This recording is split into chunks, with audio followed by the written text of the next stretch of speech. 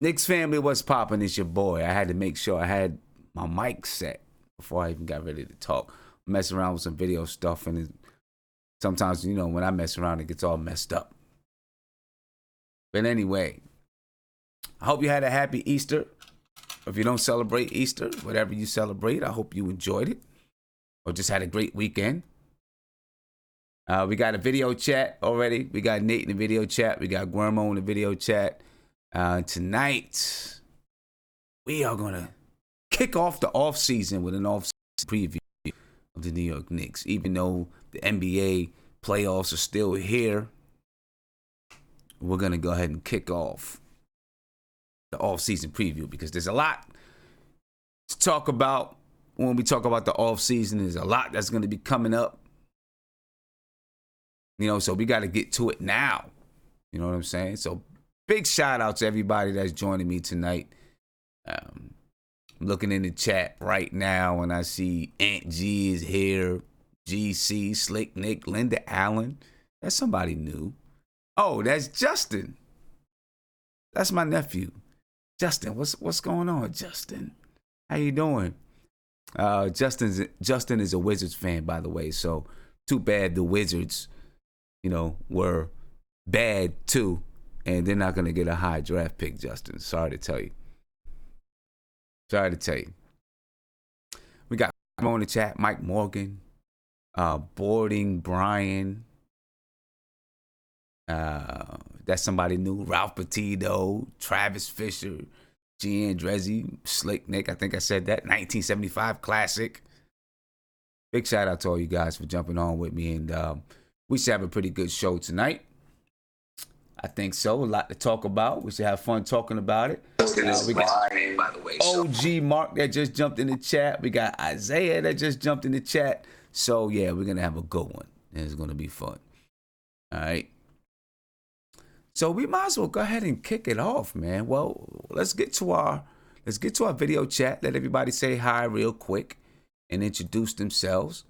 Once we get to that, then we'll be able to go ahead and jump into this off-season thing and talk about some stuff. So let's get to it. See who we got up here. Nate, what's going on with you, brother? What's happening with you? Oh, not much, man. Just watching Rockets in Utah right now. Utah's up by 10, so hopefully Utah can get a win here. But just watching basketball. Okay. All right. I was actually before I came on, I was actually watching the presidential town hall debates. Oh, dang, that was on tonight too. Yeah, I was watching. I just finished watching Kamala Harris, and they got the other guy that's gonna come on after. Well, he's on right now. They did like 5. They weren't debates. They were town hall discussions. They did like 5 of them tonight. So I was just watching those. All right, man. So you ready for the Knicks off season? I mean, I know we're still, we're in the midst, we're in the beginning of the playoffs, but we're not in. Man, you gotta start somewhere, so let's get it going. Yeah. All right. Let me see. Let me get the Guillermo. See what Guillermo's doing. Oh, Guillermo, what's going on, Guillermo? Yo, man. These playoffs are so fun to watch, man. I can't even lie, man. It's a really interesting playoff season, man. And it's fun to see, like, LeBron not in it. Like, different teams in the East, like, there's somebody new is going to brew up. So it's really fun watching these playoffs, man. But, yeah, let's get down to these Knicks, man. Fizdale was pretty mum on the offseason plans when he went on, I think it was ESPN today. So, yeah, that might signal that things might be in the bag, but, you never know. So I seen him today. But, you can't say too much. If you say too much, then you start getting fines and all that kind of stuff. So that's very true. But Sim, does this mean that because he's not even alluding to anything or whatever, that means that it must be true? Because usually when he talks, his used car salesman pitches, they usually don't mean anything. So he might be something now. So, but I don't know, because I can still see Kyrie screwing us over and going to Brooklyn. So you can still see what? Say that again. I can still see Katie and Kyrie screwing us over and going to Brooklyn. On some emo-ish, because those two are just too emotional. So I don't know. Let's get to it. Don't say that. I don't want to. I used to live right next to Barclays Center. I hate they're corny. Like all their fans are corny. No one cares for them. They're all like hipsters who don't even live around from the area, which is already gentrified. Like I don't like them. I just know that Knicks never get good luck. So it is what it is. But we'll see, man. I'm not jinxing anything, man. We'll see. Fortunes are changing. Let's just go with that. Fortunes are beginning to. He ain't leaving the Nets to go. Leave the words to go to the Nets. You know, Isaiah. What's going on, Sam? What's good, man? Not much. You know, me and you were beefing last episode, but I forgave you. I think it was more you beefing with me. I wasn't really beefing. I went to church. I prayed for you, and we good now. The beef's over. Okay, I'm just saying I wasn't really beefing. If you were beefing, you were having a beef with yourself, not really with me. Well, brother, I don't eat beef. I eat chicken. So you know what I'm saying? Have you ever heard Mos Def's song, What is Beef? I feel like I have. Well, you need to go check that out, and then you'll know that I'm not beefing. Okay. Beef. You go check out, go listen to my man Mos Def. He's beef? Oh man, he kind of Mos Def, he kind of did it was really like not a remix, but Biggie had the song What's Beef? He kind of redid it. You know what I'm saying? And it's pretty dope too. Just to plug in the hip hop channel, Mos Def is definitely one of the most underrated rappers, and nobody talks about him. Definitely, that's one of my favorite rappers. But but it's good to talk to you, man. It's good. It's always love, man. It's good. But I'm ready, man. I watched the NBA jump today with Fisdale, and then you could take a few things out of that because he was very. I know we're gonna talk about it later, but he's very calm, which is it felt like it really feels like they know something, but like you just said, we can't really. You could take it as a grain of salt, but it just feels like they're really confident. But we'll see. But it was interesting, and then let's talk about this NBA offseason. Yeah, the one thing that was Sim, can you get Gilmo back in? He just left. Yeah, I'll get him back in. The one thing that was the only thing that I really found telling is when he said the season went exactly according to plan, exactly the way that we wanted it to go. However it was, right? And Rachel Nichols, she kind of picked up on it a little bit. It is what it is. We'll see. Maybe I don't know. He just said it went according to plan. This is exactly what we wanted to do. Whether or not that meant tanking, whether or not that meant, just developing the young guys, they did what they wanted to do. And I went ahead, I put in the chat, because I really do like Mos Def. Mos Def is one of my favorite artists ever. Not only is he a good rapper, but he's a good actor. You know what I'm saying? So I really do like him. So I put a link in the YouTube chat to the song. It's not What's Beef, it's Beef, but still. You know what I'm saying? I believe that's I put the correct song up there. I kind of grabbed it right quick. But anyway, it's really, really dope. So Isaiah, check it out, and then why I got you. I will, man. Hey, don't forget Thursday, Sam. Thursday, I can't wait, man. We're going to be on there. We're going to be on there. It's going to be fun. It's gonna be but don't do it, but wait. Oh, crap, that's the day of the draft, too. Huh? No, I was thinking that's the day of the draft, too, but we're going to have fun. We're going to be good. Let's get the OG mark. If I can. There we go. Hey, what's happening? What's going on? You got to unmute me. Yep, there you go. Nice and clear. There you go. You're unmuted. Yep. So what's going on with you, man? Yeah, so what I think they really meant today by things went exactly according as planned is because things went exactly according as planned. They knew they were going to be tanking this season. They knew they were going to be evaluating all kinds of young talent, and they got a chance to do that. And they were heading for a draft pick. And if you're gonna be doing it, you might as well do it the best and get the best pick you possibly could. And that's the reason why they're so confident. And the addition is the potential of having, have one of these superstar or a couple superstars or dare I say, maybe even a trifecta with the proper maneuvers with these guys. I don't think anything would surprise me. But from my heart, I know exactly where they're coming from. I can feel it. And before I pass it over to you, I want to say, please, a big shout out for Patrick Ewing, stepping in, representing the Garden, representing the Knicks fans. He is a statue of New York basketball, and I'm just so excited to see him there and bring us either a shoulder to lean on if we need it, or somebody who could just stand up and one of your earlier guys said something about the Knicks just have bad luck, but our symbol of good luck right there, Patrick Ewing. Okay, I hope so. Listen, I hope with Patrick Ewing, I hope that this is now what I want to call it. I hope that it's a reversal in fortunes for the Knicks, right? Because for the longest I believe time, momentum, positive and negative. Yeah, here it comes. For the longest time, man, I felt like the Knicks were cursed because they traded Patrick Ewing. For the longest time, I felt like the Knicks were cursed. And that was like that whole Jordan trade and stuff like that. It's just tastes bad. And so I'm really hoping. I really am. I'm really hoping that Patrick Ewing sitting on the Dias or whatever you call it, representing the Knicks at the NBA lottery, just reverses everything. But let's absolutely. We're gonna take very cool. Yeah, Who's Mark is now in the chat. We're going to take a minute before we get to Who's Mark. We're going to take a minute and just look at the work that needs to be done this offseason. All right, because there's a lot of work that needs to be done by the Knicks this offseason. So we're going to take a minute and just look at what needs to be done, what's going to happen.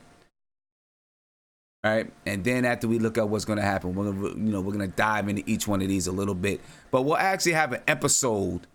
Each one of these areas that I'm about to go into, we'll have an episode for each one of those. So right now, we're just kind of doing a preview, an overview. All right? So. Cool. Work that needs to be done. What needs to be done this offseason?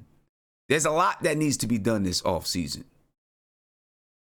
All right? First things first. It's time to get ready for the draft. All right? That's the first thing. The Knicks have 2 draft picks right now that we know of. We have a top 5 draft pick, at least a top 5 draft pick. Most people are praying that we get the number 1 pick. And then, of course, we have a second-round draft pick, which is number 55 this year. But there's a story to this second-round draft pick because we should have the 31st draft pick in the draft. But we don't. Instead, we have number 55 that we acquired from Houston. Now, why don't we have that 31st pick? I think most of you probably already know. If you read the article that was in the New York Post, that 31st pick was traded by Phil Jackson a few years back. And I see Who's Mark dropping his head. Was traded by Phil Jackson a few years back to pick up Travis Ware. This pick was traded, this 31st pick was traded so that we could bring in Travis Ware. You know, Travis Ware was fun to watch for a little while, and at the time, I think a lot of people were probably like, you know what, okay. Maybe some people thought that Travis Ware was going to have a spot on the New York Knicks in the future. I never really thought too much of him. I thought he was okay, but I never really thought too much of it. And most people probably didn't think much of it. Most people probably didn't think that in 2019, we were going to have the worst record in the league and have a chance at the number 1 draft pick as well as the 31st draft pick. And what's so big about the 31st draft pick? Well, let me tell you. And you've probably seen it in multiple places just like I have. It's a valuable pick. Maybe even more valuable than a low first-round draft pick. Because with the 31st draft pick, It's a second-round draft pick.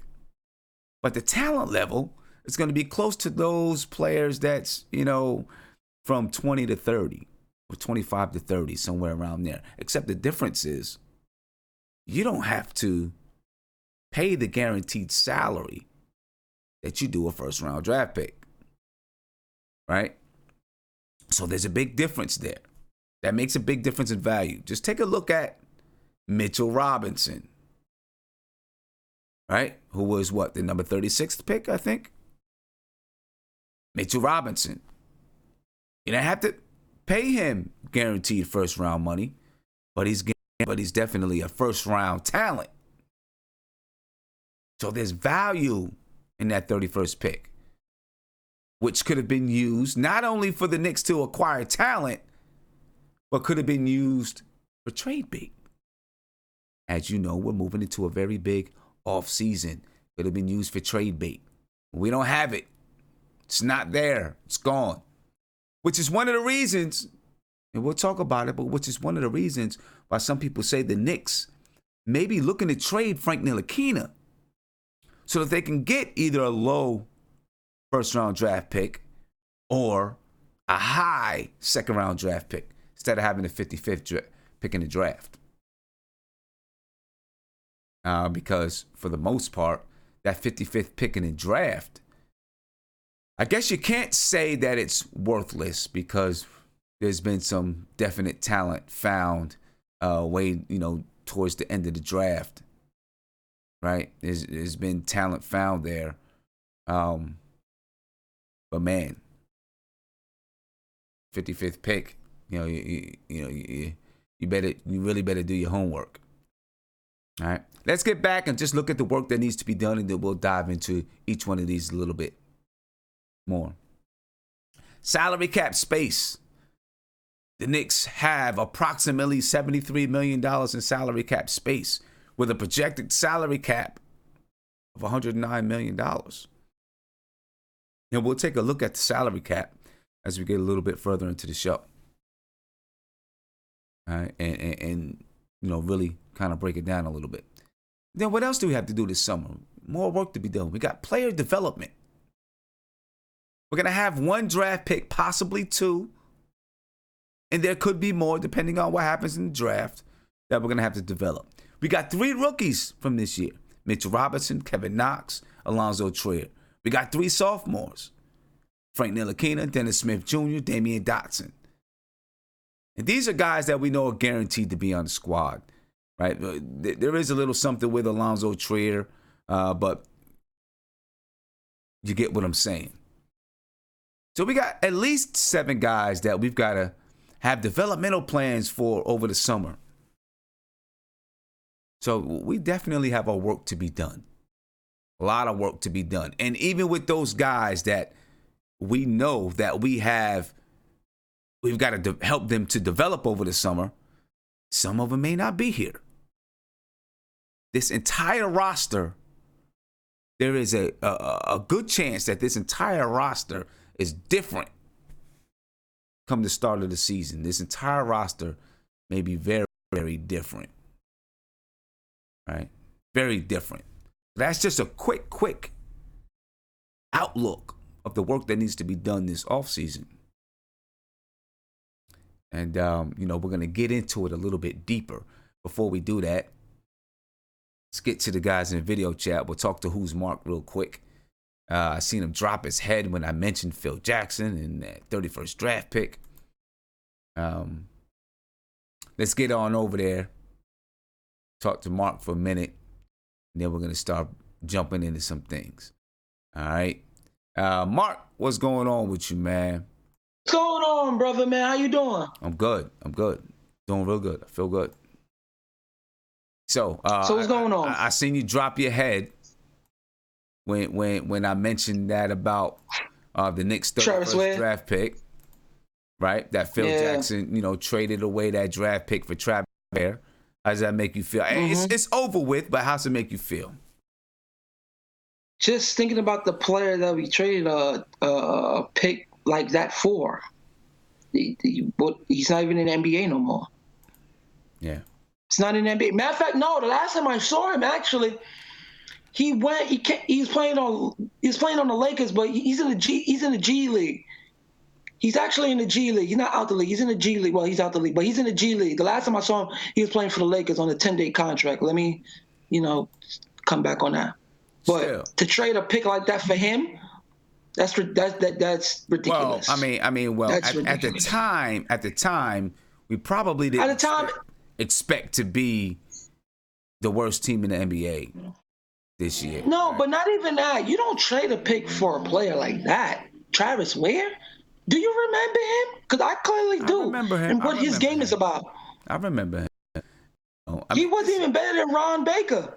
But to be honest, at the time when he came in, people were kind of like, it is what it is. People were kind of like, oh, okay, he might be, maybe he's something. Maybe we snagged something. So Sim, I wanna say something about when you said they're gonna use Frank as for a trade for like a first round pick. I didn't say that they are. I said, that's what's been put out there, that it's possible. Hold on. I'm gonna tell you why there's a big possibility that might happen. Go ahead. Because when you're looking at what the Knicks are doing right now, remember when I said that Scott Perry is getting rid of every single player that Phil drafted. Just anything with Phil residue on it, he's getting rid of it. Yeah. The fact they're going to give it's a probable chance they're going to do that. When I said if KD do come, supposedly that happens, Scott Perry is cleaning house for him to pick the players who he want to play with.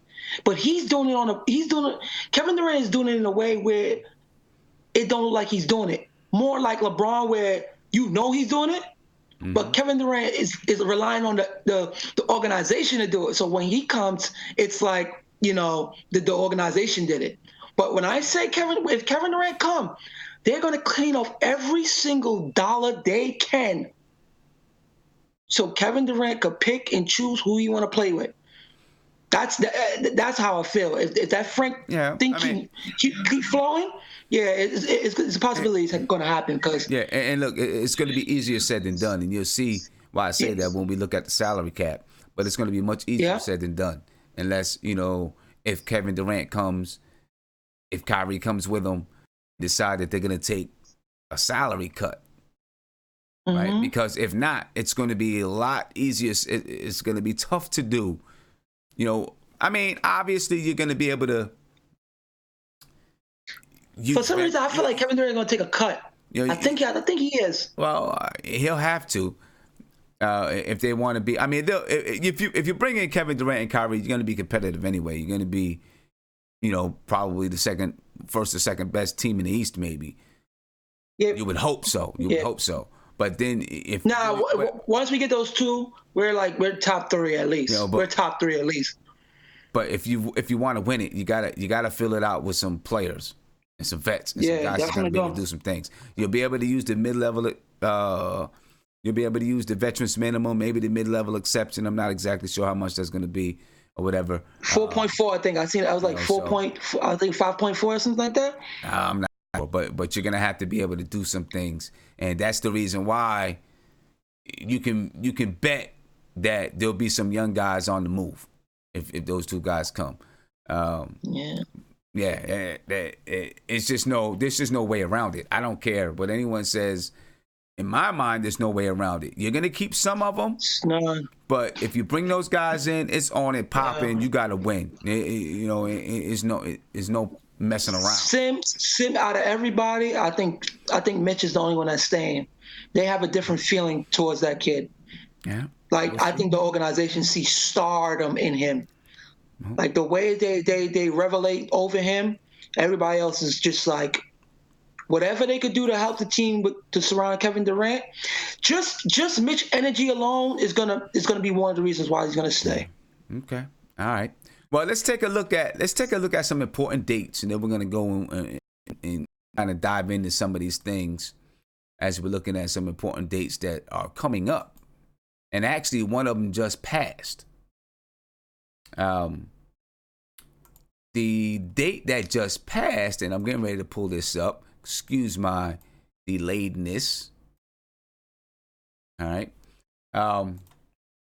Important dates. April 21st was the NBA early entry eligibility deadline for players entering the draft. So that was yesterday, was the deadline. And of course, a whole slew of players have entered the draft, which is to be expected. All right. And I'm not going to read down the entire list, but of course, you know the big names that are there. All right. But I'll show you the list. I'll bring the list up so you can take a quick look at it, take a quick gander. But I'm not going to go, do everything. You see RJ Barrett right up there. You got Charles Bassey from Western Kentucky, Marquise Bolden. You got Iggy up there. Can't really say his last name. Jared Culver, Edwards, Daniel Gafford. Anyway, I'm not going to go down and read the whole list, but you get it. You see it. Najee Little is up there. Charles Matthews is up there. John Morant is up there. You see the list. Jordan Poole, Cam Reddish. This entire list, and you can go to yahoo.com. Kobe White is up there, and see who has entered the draft early. Zion Williamson is up there. All right. You can go up there and you can see who's entered the draft early. These guys are already in the draft. Those are the early entrants. All right, so that's one thing that's already passed, already happened. Let's go back and take a look at the rest of the list of important dates, important NBA dates. May 14th is the NBA Draft Lottery. May 15th through the 19th, that's the NBA Draft Combine. You can be pretty sure that the Knicks are going to have many scouts there. June 10th, that's the NBA Draft Early Entry Withdrawal. Okay, so you can withdraw if you decided or you found out that you're not going to be drafted as high as you thought that you might be drafted, or whatever the situation is. As long as you don't get an agent, you can withdraw. June 20th, that's the NBA Draft at Barclays Center in Brooklyn. July 1st. 11:59, 12 a.m., July 1st. It's NBA free agency. And guess who's going to be the Knicks' very first call? I'll let you guess. July 5th to the 15th, that's the NBA Summer League in Las Vegas. All right, so these are important dates. These are important NBA dates, and I'm pretty sure there's certain deadlines and dates within the New York Knicks organization that are even more important than this, that they have marked out. All right. Let's take a look. I want to take a look at, because the next thing that's coming up, the next most important date that's coming up is the NBA lottery. And we just discussed the NBA lottery just a little bit, right? We talked about Patrick Ewing sitting in, representing the New York Knicks and all those things. And listen, that's wonderful. The big guy, Patrick Ewing, representing for the Knicks. And I'm pretty sure you've read the New York Post article about how it came to be. James Dolan, actually, as much as people don't like James Dolan, I guess the guy sometimes has a good idea.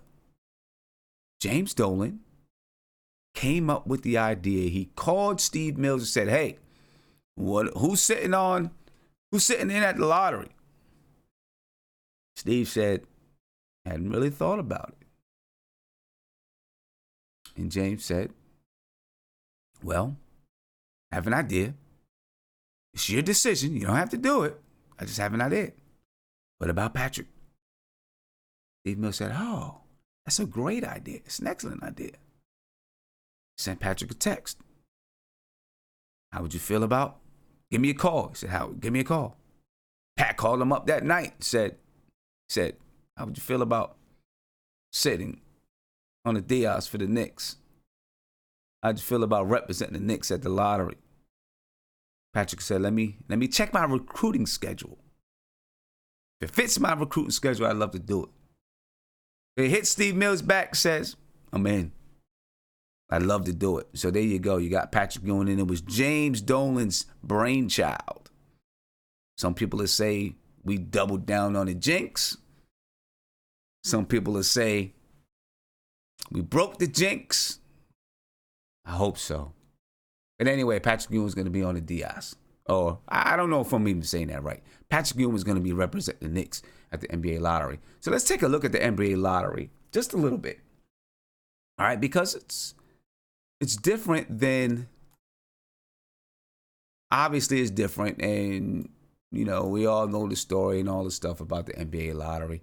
Okay, but we're gonna go ahead and take a look at the NBA lottery right now and the way that things are, and just kind of learn a little bit about it so that we understand what we're getting into on May 14th.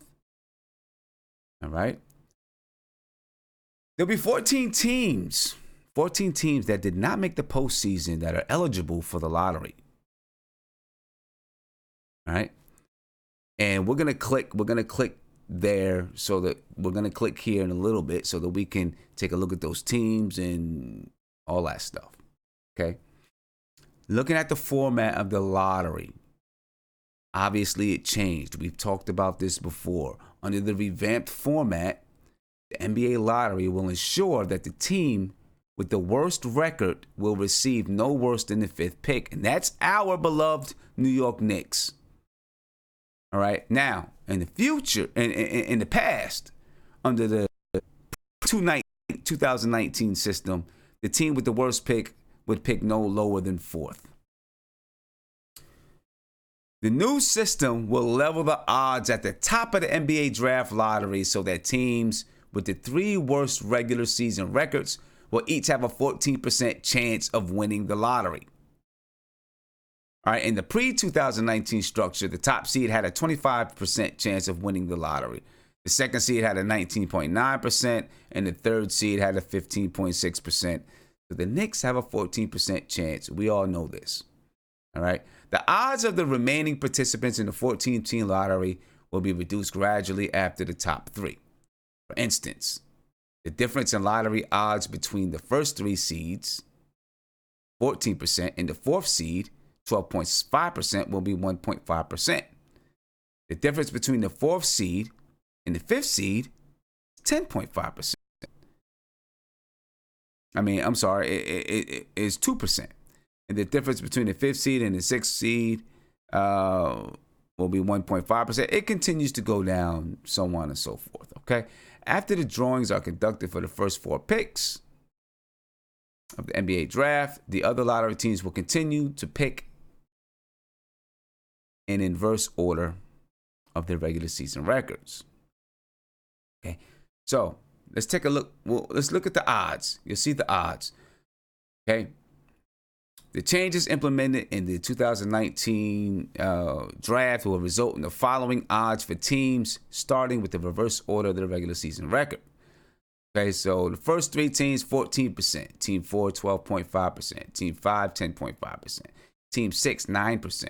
Team 7, 7.5%. Team 8, 6%. Team 9, 4.5%. Team 10, 3%. Team 11, 2%. Team 12, 1.5%. Team 13, 10%, and Team 14 has a 0.5% chance of winning the number 1 pick. Okay, now, teams 15 through 60, the draft selections for the remainder of the first round and the entire second round are determined by reverse order of the regular season record. Each NBA team gets 1 selection in the first round and 1 selection in the second round. Obviously, if you've traded your pick, you don't get that selection, or you make the selection for another team. All right. Who won the draft lottery last year? We don't need to go into all of that. Let's go back up to the top of this and look at. Let's take a look at this here. All right. So we don't need to. The results of the drawings. We're not going to go through all of that. We're going to scroll right down here, and here's your lottery odds right now. So New York, Cleveland, and Phoenix are all tied with a 14% chance of getting the top pick. You have Chicago at 12.5%. Atlanta at 10.5%.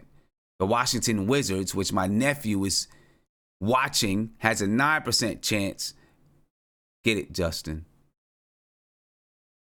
The New Orleans Pelicans have a 6% chance. Memphis has a 6% chance. Dallas has a 6% chance. Minnesota has a 3% chance. The Los Angeles Lakers have a 2% chance. Charlotte, Miami, and Sacramento have a 1% chance. Pay attention to these numbers. You see, next to Memphis, there's a 1. Next to Dallas, there's a 2. Next to Sacramento, there's a 3. All right? Pay attention to those because you'll see why. The order of the remainder of the first round picks are as follows. The Detroit Pistons, 15. Orlando Magic, 16. The Nets, 17. Indiana, 18. San Antonio's 19. The Clippers are at 20. Oklahoma City's at 21. The Celtics are at 22. Utah's at 23. Philadelphia, and you see they have a 4. Pay attention to it. They're at 24. Portland Trailblazers, 25. Houston, 26. Denver's at 27. And now Houston is at 26, but it goes to Cleveland. Denver's at 27, but it goes to Brooklyn. Golden State's at 28. Toronto's at 29, goes to San Antonio. And Milwaukee is at 30. Okay, now, I told you to pay attention to those numbers. You see, Memphis is at number 1. I mean, they have a 1 next to it. Why? Because this pick may be conveyed to Boston. Now, I have not had the chance to go and look at what the restrictions are for the pick, but it's possible that it goes to Boston. And you see Boston's name on here a lot for picks that may be conveyed to them. So I'd have to go look at all the restrictions and see what it is. I haven't had a chance to do it. All right. Number 2, Dallas's pick. Depending on what it is, it could be conveyed. It could be given to Atlanta. And there are some restrictions and some things that are going on with that pick. If Atlanta gets that pick, then the Knicks get whatever year. It's kind of funky a little bit. It's crazy, but we're not going to get into that deep today, but we will get into it a little bit further, okay?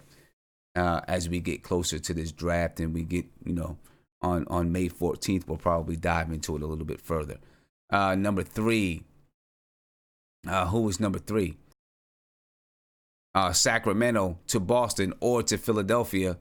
You see it. This pick will be conveyed to Boston or through Philadelphia or to Philadelphia. I guess everything has restrictions depending on the picks. Whatever the restrictions are. And then that number 4 is another pick that could be conveyed to Boston. Philadelphia's pick here at 24 could be conveyed to Boston. So, Danny Ainge does his business, man. You got to give it up to the brother. He does his business out there. So that's what the lottery is looking like right now, ladies and gentlemen. Right? That's what the lottery is looking like. And I don't know. The Knicks, we have the 55th pick in the lottery. We have a top 5 pick definitely, and then the 5th pick. We'll see if the Knicks are able to move up with that 55th pick, trade that 55th pick, coupled with something else to try to get higher in the second round. We'll see. I don't know if it's going to mean a hill of beans, but they may value it. You got Mitch there at number 36, and Alonzo Trier went undrafted. The one thing that I'll say is today's pool of players, there's so much more talent in today's pool of players than there's been in the past. Right? And I'm talking past. So much more talent in today's pool of players, which makes those late picks more valuable than I think most people would expect. Because there's so many paths to make it to the NBA now. And you have players who fall into so many different situations. You look at the Mitchell Robinson situation and the reason that he fell to the second round. And there are players like that all over the place. Players that get injured. Players that have issues going on at home. Players that just make some bad decisions, some bad choices. And they end up dropping in the draft. So those low draft picks can be valuable today. They can be much more valuable today, I think, today than they were years ago. You know, there's and it's obvious because the Knicks made some good move. You know, the Knicks did a good job picking up some late round draft picks that have become very good players. Big shout out to Marty Knicks. Thank you for the super chat. He said, I miss you guys. Man, you need to come back and join us, bro. You need to come back and join us. If you haven't subscribed to the channel, please do me a favor. Subscribe to the channel. Ring that notification bell. You get a notification anytime that I go live. I'm going to be with you all throughout the NBA offseason.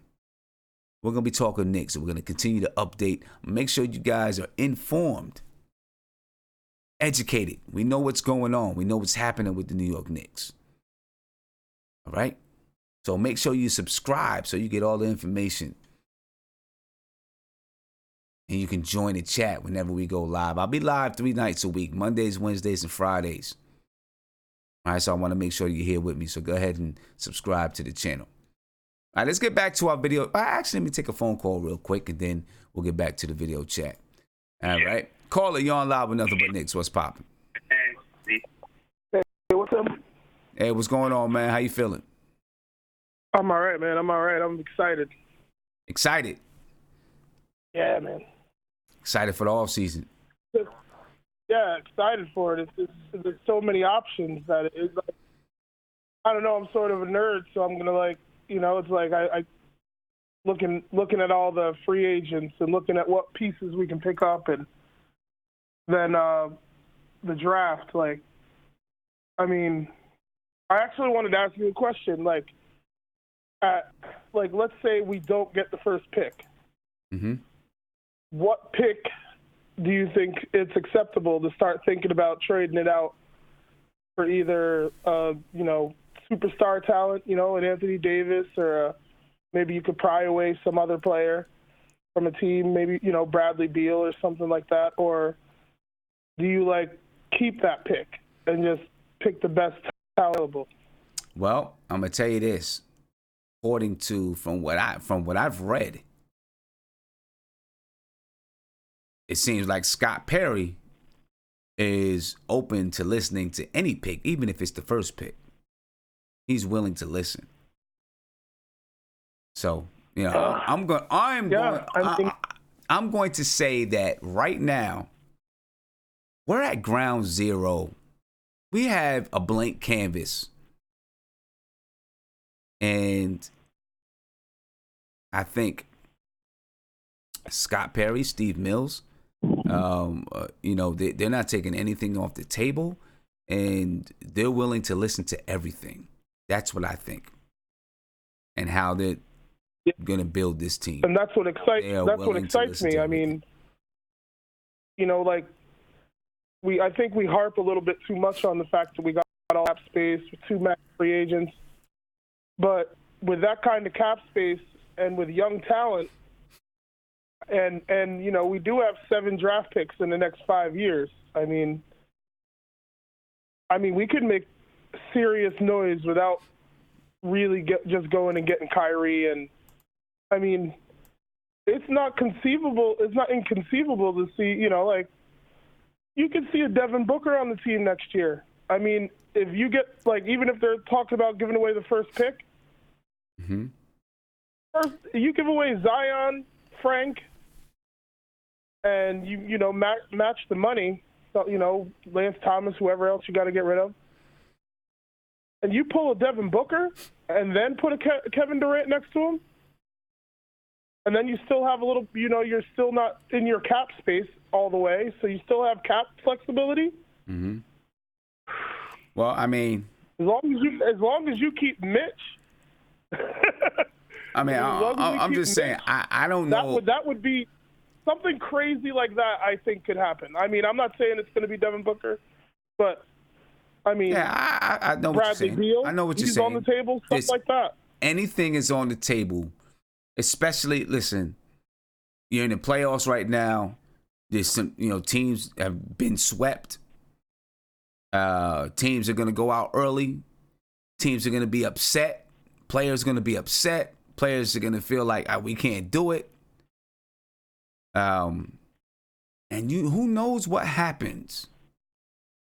Yeah. Who knows what happens? Especially if Kevin Durant,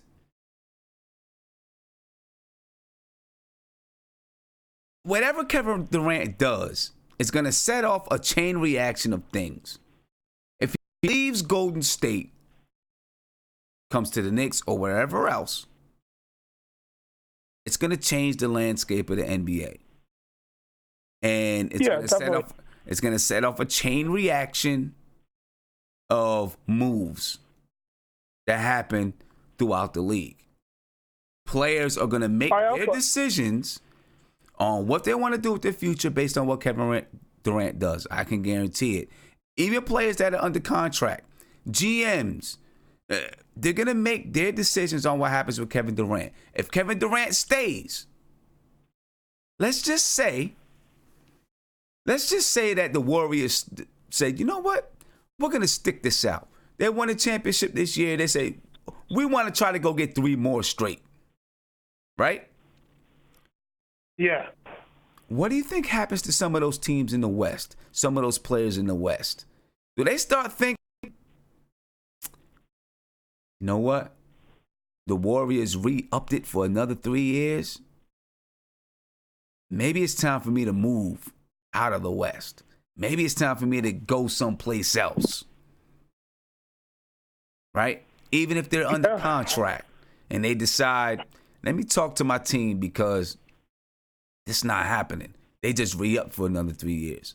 They got another 3 years of KD, Steph, Clay, Draymond, however they make it work. If they want to make it work, they'll find a way to make it work. Yeah. Right? You never know. It's going to be the Wild Wild West, man. It's going to be the Wild Wild West this summer. Yeah. So anything can happen. That's actually the scariest scenario, I think, because then you're going to have a lot of teams trying to get dump cap space. And, you're going to have some of those teams on the lower end trying to just re-up, reshuffle the deck because they know they're out of it for another 2 years. So, yeah, I would hate to see Mike Conley and Paul Millsap on the Knicks. Yeah, I'd hate to see it. I don't think that's going to happen. I don't think that's going to happen. I think they understand. No, I don't think so. I'm just saying the way these contracts are inflated, it just that would scare me. Something like that would scare me. So I kind of hope Durant decides to, I hope they win it this year, or I don't know. I kind of want Giannis to win it now that I think about it. After watching what he did to the Pistons, I kind of want him to win the chip. But after that, it's gonna be a fun thing to see. I'm really excited. Yeah. All right. Have a good night, man. guys. And what's up to the chat and everything. All right. Appreciate it. Yeah, like my man Z. Yeah, I hope I say your name correctly. Is saying in the chat, said we're prepared for whatever. That's the truth. We're prepared for whatever. The first time in a long time, we are definitely prepared for whatever that might happen. Let's go back. Let's take a look at this for a second. Let's go back and take a look at this. What I had up a little bit earlier. Right? And this is why we're prepared for whatever. Okay? First, look at the salary cap space. $73 million in salary cap space. $109 million of cap projected. That's what's projected to be the cap for next year. We're going to break down the salary cap in a little bit. Okay? Top 5 pick in the first round. Number 55 pick in the second round. We got at the very least, 7 very young players on the team. Yeah, we're at ground zero and we're prepared to do whatever comes our way. All right, we have some, I don't know what you want to call it, I don't know if you want to say negotiating power, but we have the ability to go in a million different directions this summer, and all of them be the right way to go. Haven't been there before. Not in my lifetime. I don't remember the Knicks ever being in this situation. We haven't been here before. So we definitely have, we're in a very good situation this summer. Regardless of our record, listen, once the NBA Finals is over, everybody's in the same spot. Everybody's 0-0. And teams have a chance to rebuild. Teams have a chance to juice back up for the following season.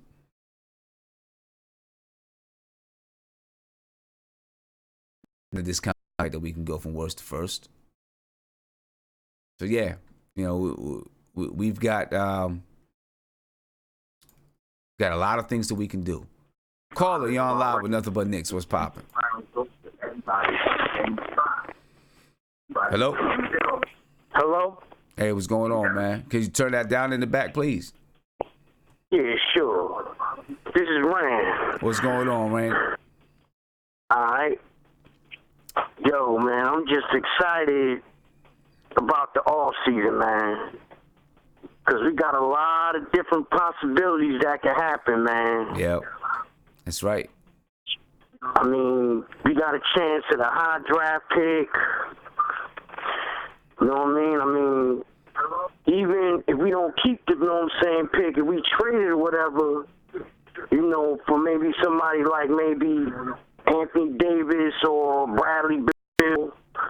But, you know, we just got a lot of different possibilities.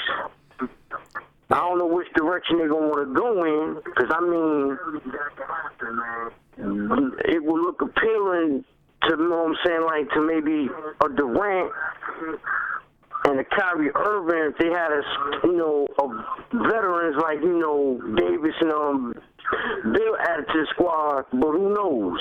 Might just, you know, hold fast and just stick with the draft picks that we got and just run that way.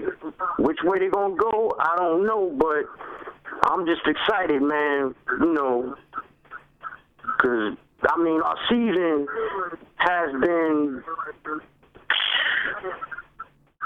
season, man, we just had a losing season again this year. And I've been waiting for this part of the season, you know what I'm saying, for a long time now. Yeah, I feel you. I've been 4 months.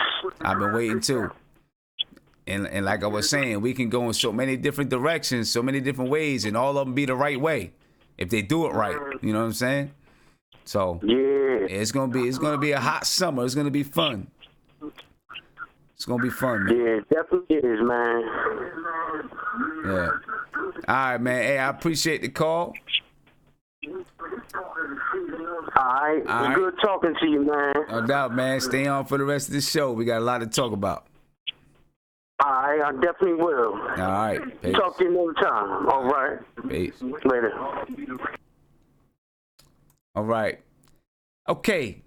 Let's get over here to the video chat. Couple things I want to ask him, and then we'll get back to, you know, breaking some things down. We'll get into looking at the salary cap and those type of things a little bit. All right. So let me get to these guys. Here we go. All right. I have one question that I was just talking to with the caller, and this is just kind of looking at the landscape of the NBA. And I know people don't want to hear this, but it's entirely possible that it could happen, in my opinion. If Kevin Durant decides to stay with Golden State, and so does Klay Thompson, and they re-up for another 3 years, let's say, what happens then with the NBA? Because it's going to change the trajectory of some teams, right? People like Damian Lillard, right? It's going to start to think, am I going to be able to put together a strong enough team to deal with these guys for the next 3 years? Denver Nuggets, San Antonio Spurs, Los Angeles Lakers. They're in a world of trouble with what they have going on. It's crazy over there.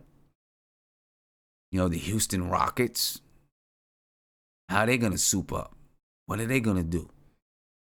If the Golden State Warriors win it this year, and then Kevin Durant, Klay Thompson, those guys, they decide to stay and re-up for another year. I don't really know what their salary cap is like. But then what happens? What could be the domino effect? And then where will the Knicks land with that domino effect? We'll hear from you guys real quick, and then I'm going to get to this salary cap, looking at the salary cap. Go ahead, Nate. Yeah, I think you brought up a great point. I mean, there is a strong possibility that this could all be smoke and Kevin Durant just re-ups for 3 years with the Warriors. I mean, he's been winning. They're winning championships. If he wants to be considered one of the greats like LeBron or Jordan, he's got to win more rings to even be in that conversation. Mm-hmm. I think if I'm the Knicks, if we strike out on Kevin Durant, the big question is, do you go after Kyrie Irving, or do you maybe try to entertain a trade for Davis, Damian Lillard? I mean, DeRozan might be on the free agent market. I mean, he just looks like he's done with the Spurs.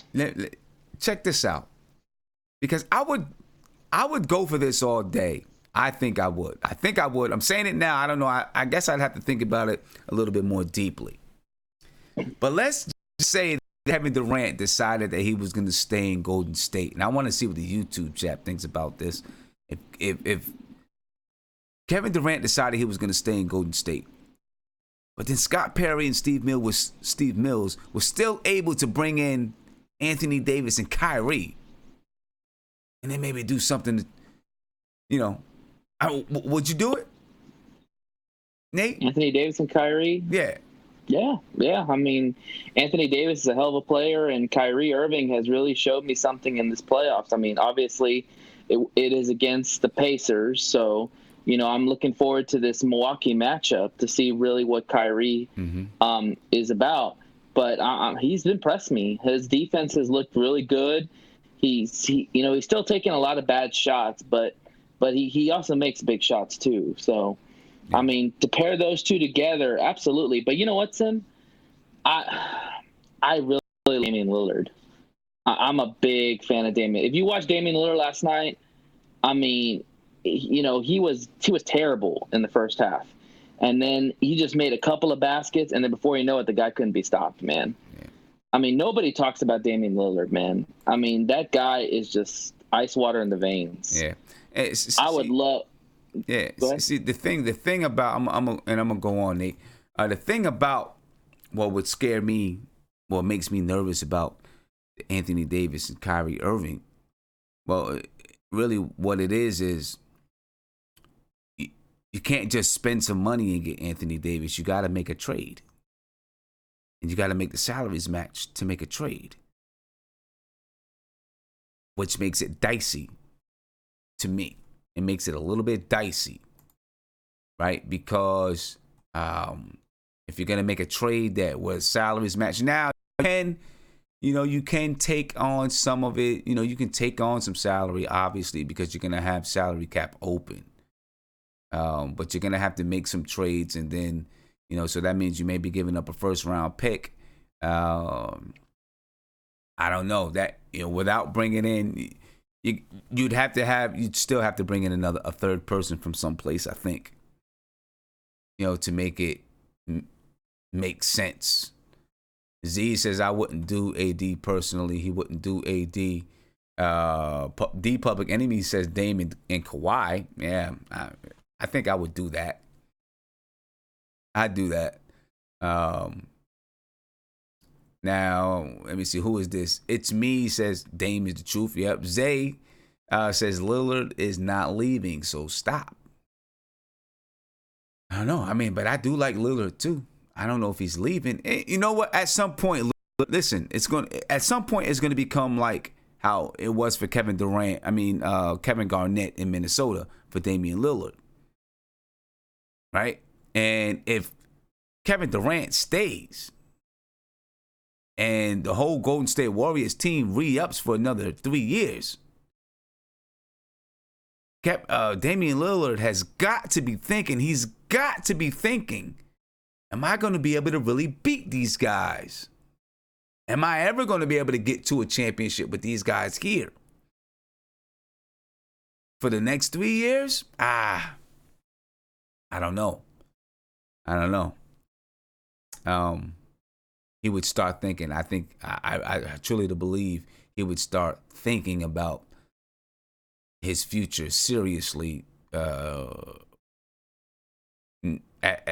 seriously thinking about his future beyond Portland. The problem with the Knicks getting him is you'd have to make a trade. So I don't know. But still, the Knicks would be in position to do these type of things. All right. Let me see. I'm gonna come to Isaiah, and then I'm gonna look at the salary cap, and then we'll talk some more. Go ahead, Isaiah. Hey, Sim, I'll say this, man. The beauty of Scott Perry and Steve Mills, what they did, is that, and we understand that the media will try to blow it up. The Knicks will be fine if Kevin Durant decides to stay in Golden State, and if all of them re-up, which I don't think they can financially. They all can't sign back unless they take significant pay cuts, but the Knicks will be fine because the Knicks can just build through the draft. Well, I believe that they should have the bird rights to Kevin Durant and Clay, where they can go over the cap. Now I think Draymond Green is the factor too. They would have, they'd be, deep in the luxury cap, in the luxury tax. Now I don't know how much that, I don't know, because there's still a hard cap, so I haven't looked at it, so I don't know. Yeah, but again, the Knicks would be perfectly fine. People don't want to believe that because people have assumed that this is the end all be all, which it really isn't. For this summer, if the Knicks don't sign Durant, again, we could just build through the draft, and then also we could go the route of taking contracts. We could take bad contracts for draft picks, and then we can start doing what teams have been doing for us for years. Yeah. Taking the bad picks, taking the bad players that they attach first round picks to. Make sure they're unprotected, or trying to get them as close to top 5 as possible, top. And we go through that route because it's been proven. Sometimes the long game is the best game because look at the Knicks' history, man. All the players we missed out on that could have been a legit starting 5 if we just kept our picks, even though it factors into a lot. But I'd rather, if we don't get Kevin Durant, no tier 2 guys, no Kembas, no DeMarcus Cousins, no Kembas. Just go through the draft, build through the draft, and acquire talent, take on bad contracts, get as many picks as you can, and just do it that way. Because at the end of the day, OKC had success building through the draft. The Golden State Warriors had their dynasties based off the draft. So it's not a bad route to go, and it's just playing, being patient. That's the number one thing. Okay. And sticking to that plan rather than going through a plan of trying to get tier 2 guys that are not going to move the needle. That's the most important thing, is moving the needle and moving. Well, anybody, even if I understand what you're saying about picking up tier 2 guys, and I don't want to pick up a tier 2 guy either. But for us, a tier 2 guy is going to move the needle. Right, because but Sim, I know what you're saying. Needle, Sim, but what is the realistic goal that you want to do? You want to win a championship, and I believe Scott Perry and them know that moving to win a championship, tier 2 guys. They work if they're the 3 or the 4th option. But if you want to really win a championship, you need a tier 1 guys. You need those guys. Yeah, I think what you're gonna have to look at is what happens after Kevin Durant makes whatever decision he's going to make and wherever he's going to go. Right? If he leaves the Golden State Warriors, like, the Warriors are the only super team in the NBA right now. If he leaves the Golden State Warriors and Clay leaves, then they're no longer a super team. And now you may not need 2 or 3 super duper guys to win. You may be able to get one and a couple other guys. We'll see. We'll see. It's so crazy nowadays, man. With back in the day, I know back when I was younger, I could bank on a team having a player for years and years and years and years and years, and it was a shock when that player was moved or went to another team. Now you'll expect it every summer. Every single summer you'll expect it, and it's definitely the NBA is so different than when I grew up. It just is. We're gonna take a look at the Knicks salary cap situation now, right? Because as we mentioned, and we'll go back and look at our list of important dates. We're going to go back and look at our list of important dates. We talked about NBA draft lottery. Then after the lottery of May 15th through the 19th, of course, is the NBA draft combine. The NBA draft is on the 20th. After you get to the draft, it's NBA free agency. And we're not going to go deep into breaking down the drafting players. We're going to save that. We're going to do a whole episode on just players that the Knicks could take with the top 5 pick. We'll do a whole episode. All right, and things that the Knicks could do. So I don't want to give it all out here. Right? Because we know that we kind of have an idea what the Knicks might do, but we're going to do a whole episode on it. So right now we're going to jump and we're going to go to free agency. July 1st is free agency. July 5th through the 15th, NBA Summer League. All right. So let's take a look. We're going to take a look at salary caps for the Knicks. And what the salary cap looks like for this summer and what the Knicks are going to have to work with.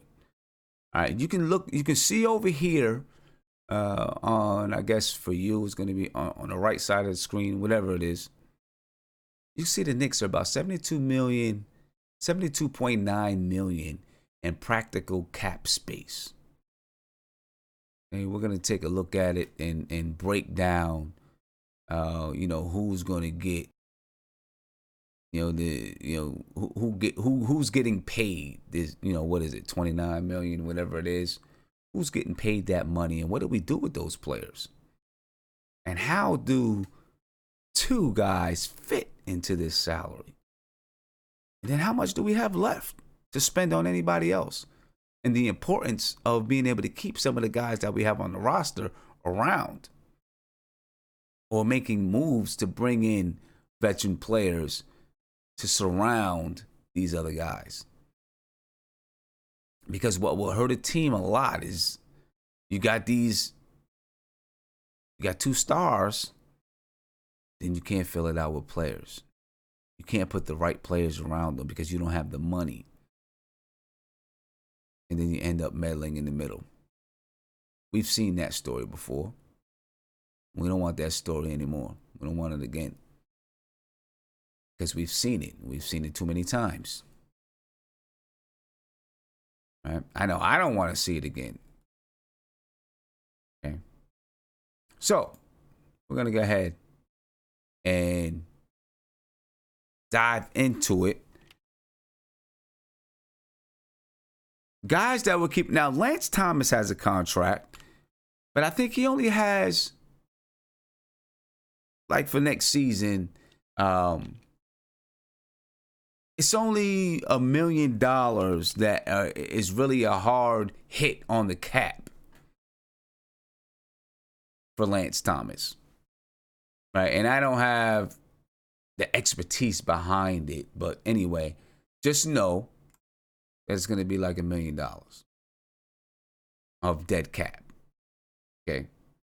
You got Frank Ntilikina. Ntilikina has $4.8 million in dead cap on it, on a salary cap. Dennis Smith Jr., has 4.4. Kevin Knox, 4.3. Alonzo Trier. Now, Alonzo Trier, you're going to have to let Alonzo Trier's salary, this $3.5 million, that's not guaranteed for next year. You see, it says, when I hover that over top, it says non-guaranteed. That's non-guaranteed. So for next year, he's not going to be on the books. Hopefully, you'll be able to, after we sign whoever we're going to sign, we'll be able to keep Alonzo Trier around. All right. So, and then you have Joakim Noah's salary at $6.4 million. That's on the books for next year. All right, you see Joakim Noah there. Cap holds, all these guys who have cap holds. You see DeAndre Jordan. We do not have his bird rights. It's $27 million. Emmanuel Moutier's cap hold is $12.8 million. Mario Hezonja's is $7.8. Luke Cornett is $2.1. Billy Garrett, $1.6. Noah Vonleh, $1.6. Every single one of these guys, the Knicks are going to release their cap holds. All right. So this will explain quickly what the cap hold is. A cap hold, and it's right here on spottrack.com. Cap hold represents placeholders for pending free agents, unsigned draft picks, offer sheets, etc. Since the Knicks are currently under the cap, all of these figures are included in their total cap figure. The practical cap space below represents the Knicks' cap availability should they renounce all of these figures. These figures are now counted towards the team's luxury tax allocation. The Knicks will definitely renounce all of these players. It's the only way that they're going to have maximum money to be able to sign guys like KD, Kyrie, etc. All right, and then you have your luxury tax totals. All right, and right now, we don't even really have to worry about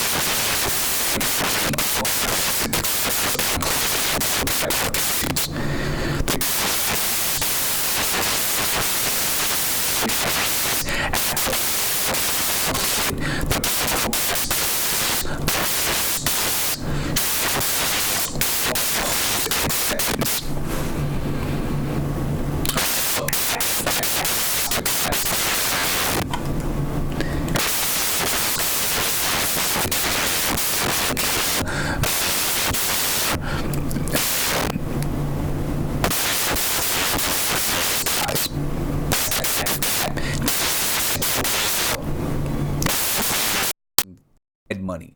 There's $57 million in cap holds. Again, the cap holds are these guys right here. $57 million.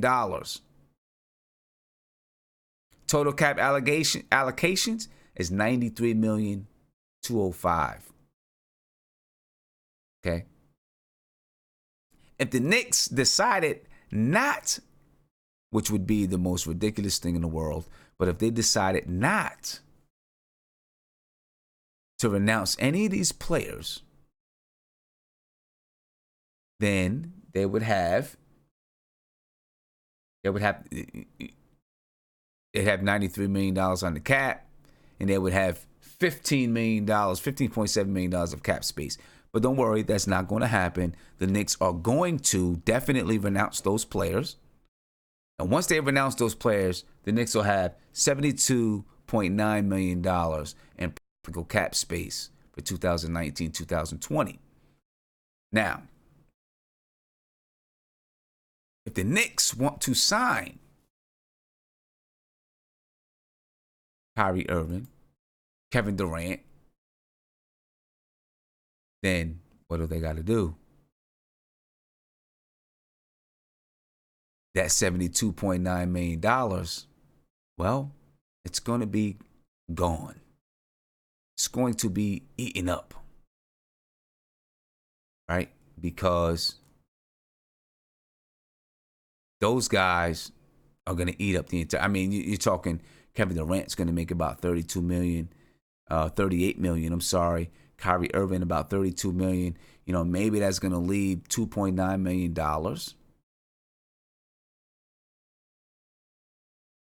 Right? You know, who are you going to sign with that 2.9 million? I don't know.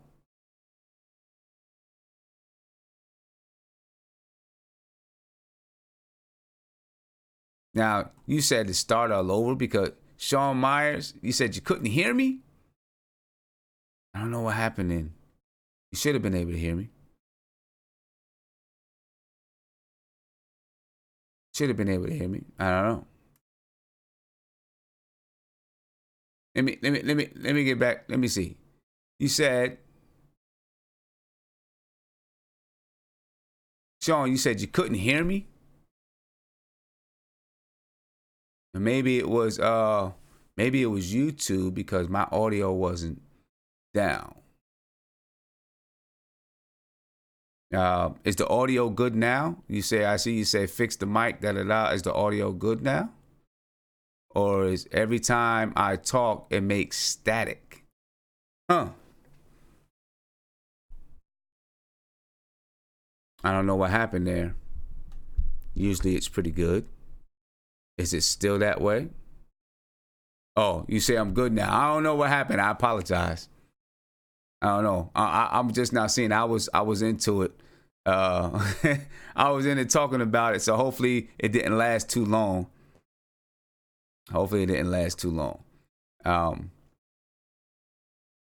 But anyway, as I was saying, yeah, it's good. I'm glad it's back. I don't know what happened then. It was static like 5 minutes ago. It was only for about 30 seconds. Okay, good. All right. I don't know. Maybe it was YouTube. But anyway, like I was saying, if the Knicks are going to sign Kevin Durant, they're going to sign Kyrie Irving. You know, this $72 million, $72.9 million is going to be used up. And this is where trading the Frank Ntilikina's and those guys come into play. And this is why people get afraid that Frank Ntilikina may get traded. Because the Knicks are going to need to open up as much cap space as possible if they're going to, if they're going to sign those guys. All right, so it's hard to say what's going to happen, man. It's hard to say what's going to happen this summer. But that's what our salary cap looks like. All right. And so, just to show you in a nutshell, again, you look at over here. This is quick in a nutshell where we are. $72.9 million in practical cap space. You know what I'm saying? $72.9 million. How we use that cap space, remains to be seen.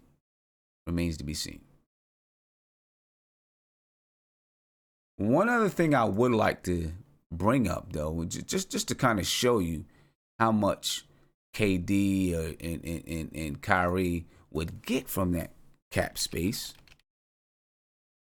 I'm going to bring up Knicks Film School. I'm going to bring up his website, or their website, because they have a nice little setup for the salary cap as well. You know, that kind of helps you to understand it pretty well. So let me bring this on over here, and we'll take one last little look at it. His numbers are slightly different than what's on Spot Track. Okay, slightly different. Not too different, but slightly different. All right, so now looking at what we see on Knicks Film School, and I'm really going to focus on, I mean, the numbers are pretty much, they're a little bit different, but very similar anyway. Look at down here. You see, for Kevin Durant, who's been in the league 10 plus years, it's 38 million, 38.1 million. Kyrie, 32.7 million. Right? That takes up $70 million. $70.8 million in cap space. That eats the entire thing. Right? That kills the entire thing. So we're going to have to find ways. We've got to find ways to free up some cap space. Frank Ntilikina's. I don't want to say Kevin Knox's name. Maybe the Dennis Smith Jr.'s, but from what I heard David Fizdale say today, they like a lot of things about Dennis Smith Jr. Damian Dotson's maybe. Right? Those guys might be gone. So that they can free up some cap space so that they can put some players around these guys if they come. I don't know.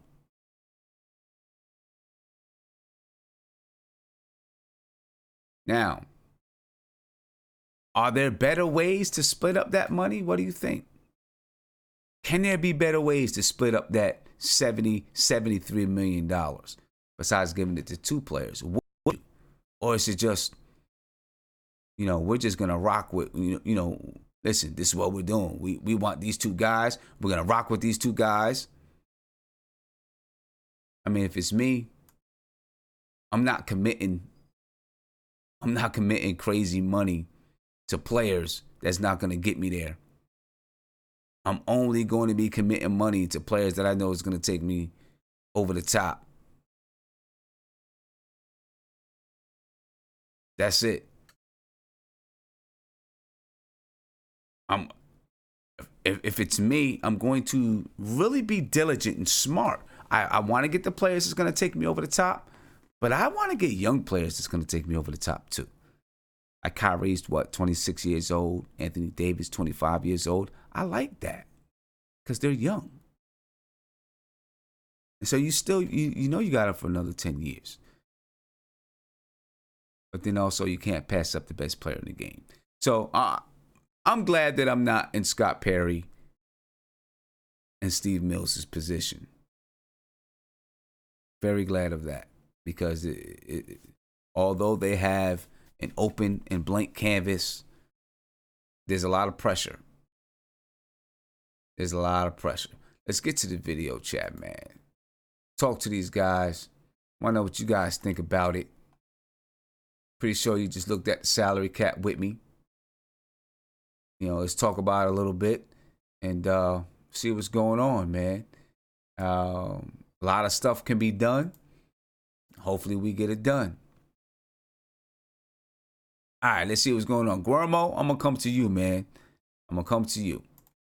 Guillermo, we just broke... Yo, what's good, Sim? What's good? Yo, Sim. Yeah, just broke down the salary cap. It's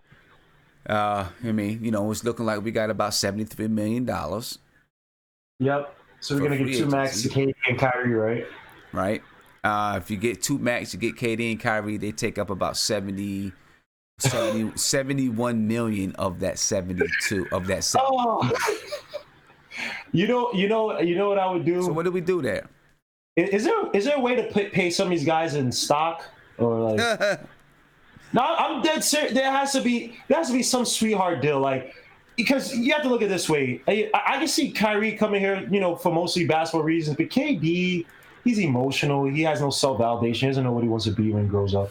Like, he's just all over the place. So I can see him say, "Oh, I need the most money to feel validated."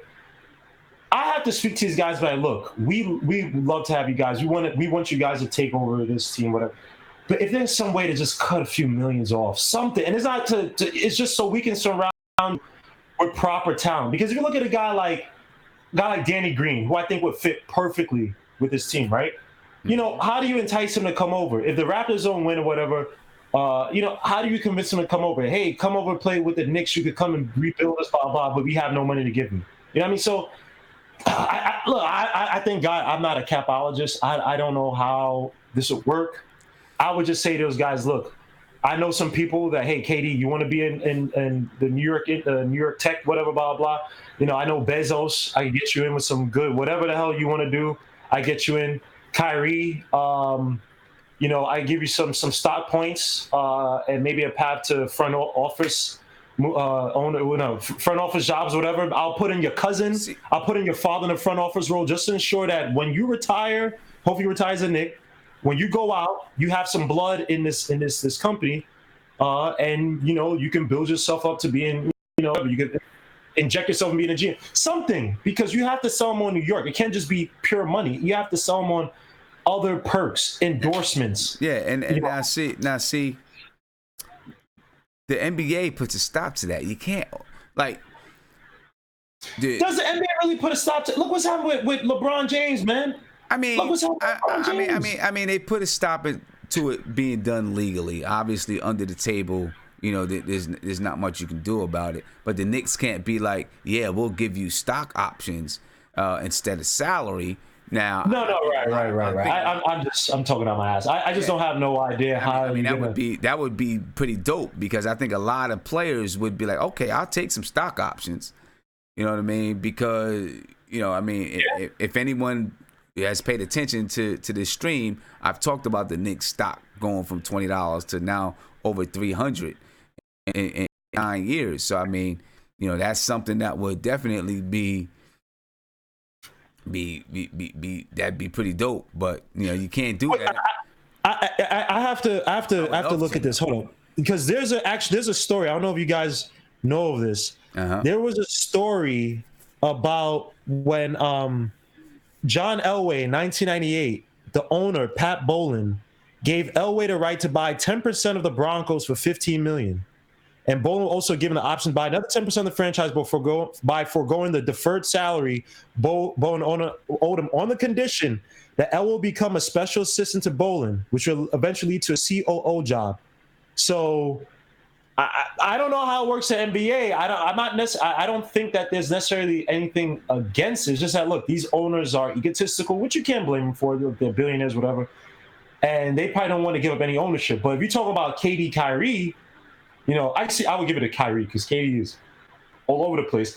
We have to do some real research into looking into whether our owner could give Kyrie some stock ownership, because they have with Elway. I know it's the NFL, it's a different business, but it was legal with the NFL. So who's to say it's not legal with the NBA?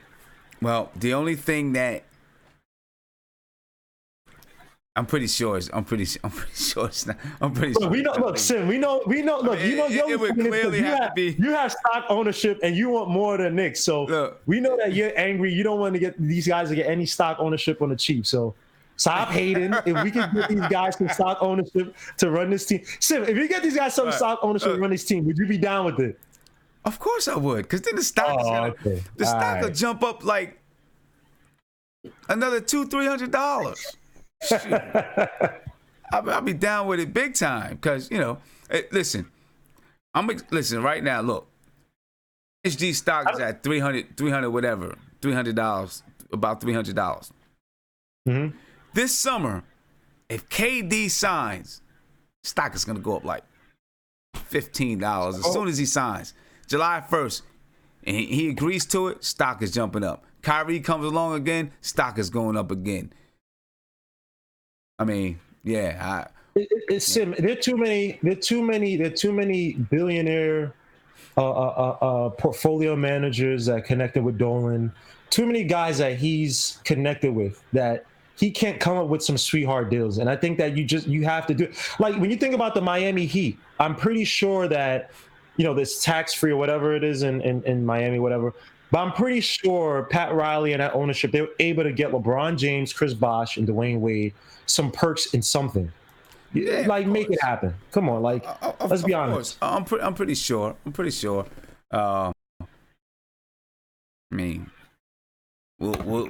see. That would have to be under the table. That'd have to be an under the table thing. You know what I mean? Right. let me ask you: are there any combination? Obviously, Kawhi Leonard, Kyrie, KD. Are there any other combination of players that you would be acceptable to you? I would love Kawhi and Kyrie. Kawhi Leonard, man, holy crap, man, he is that he's a machine, man. Yeah. He is an absolute machine. But I would love because Kyrie and the thing about it is that I don't want KD without Kyrie because Kyrie is an alpha, and we were just talking about this. Like, and I'm not trying to get on anybody who single parent, and this is one thing that Popovich, they like the European players because they usually come from 2-family homes. And they're a little bit less emotional, a little bit more. They have a little bit more resolve. When you watch Kyrie Irving, you see it. He doesn't live off emotion. It's like it's always a resolve, a game plan to him, and he's always composed.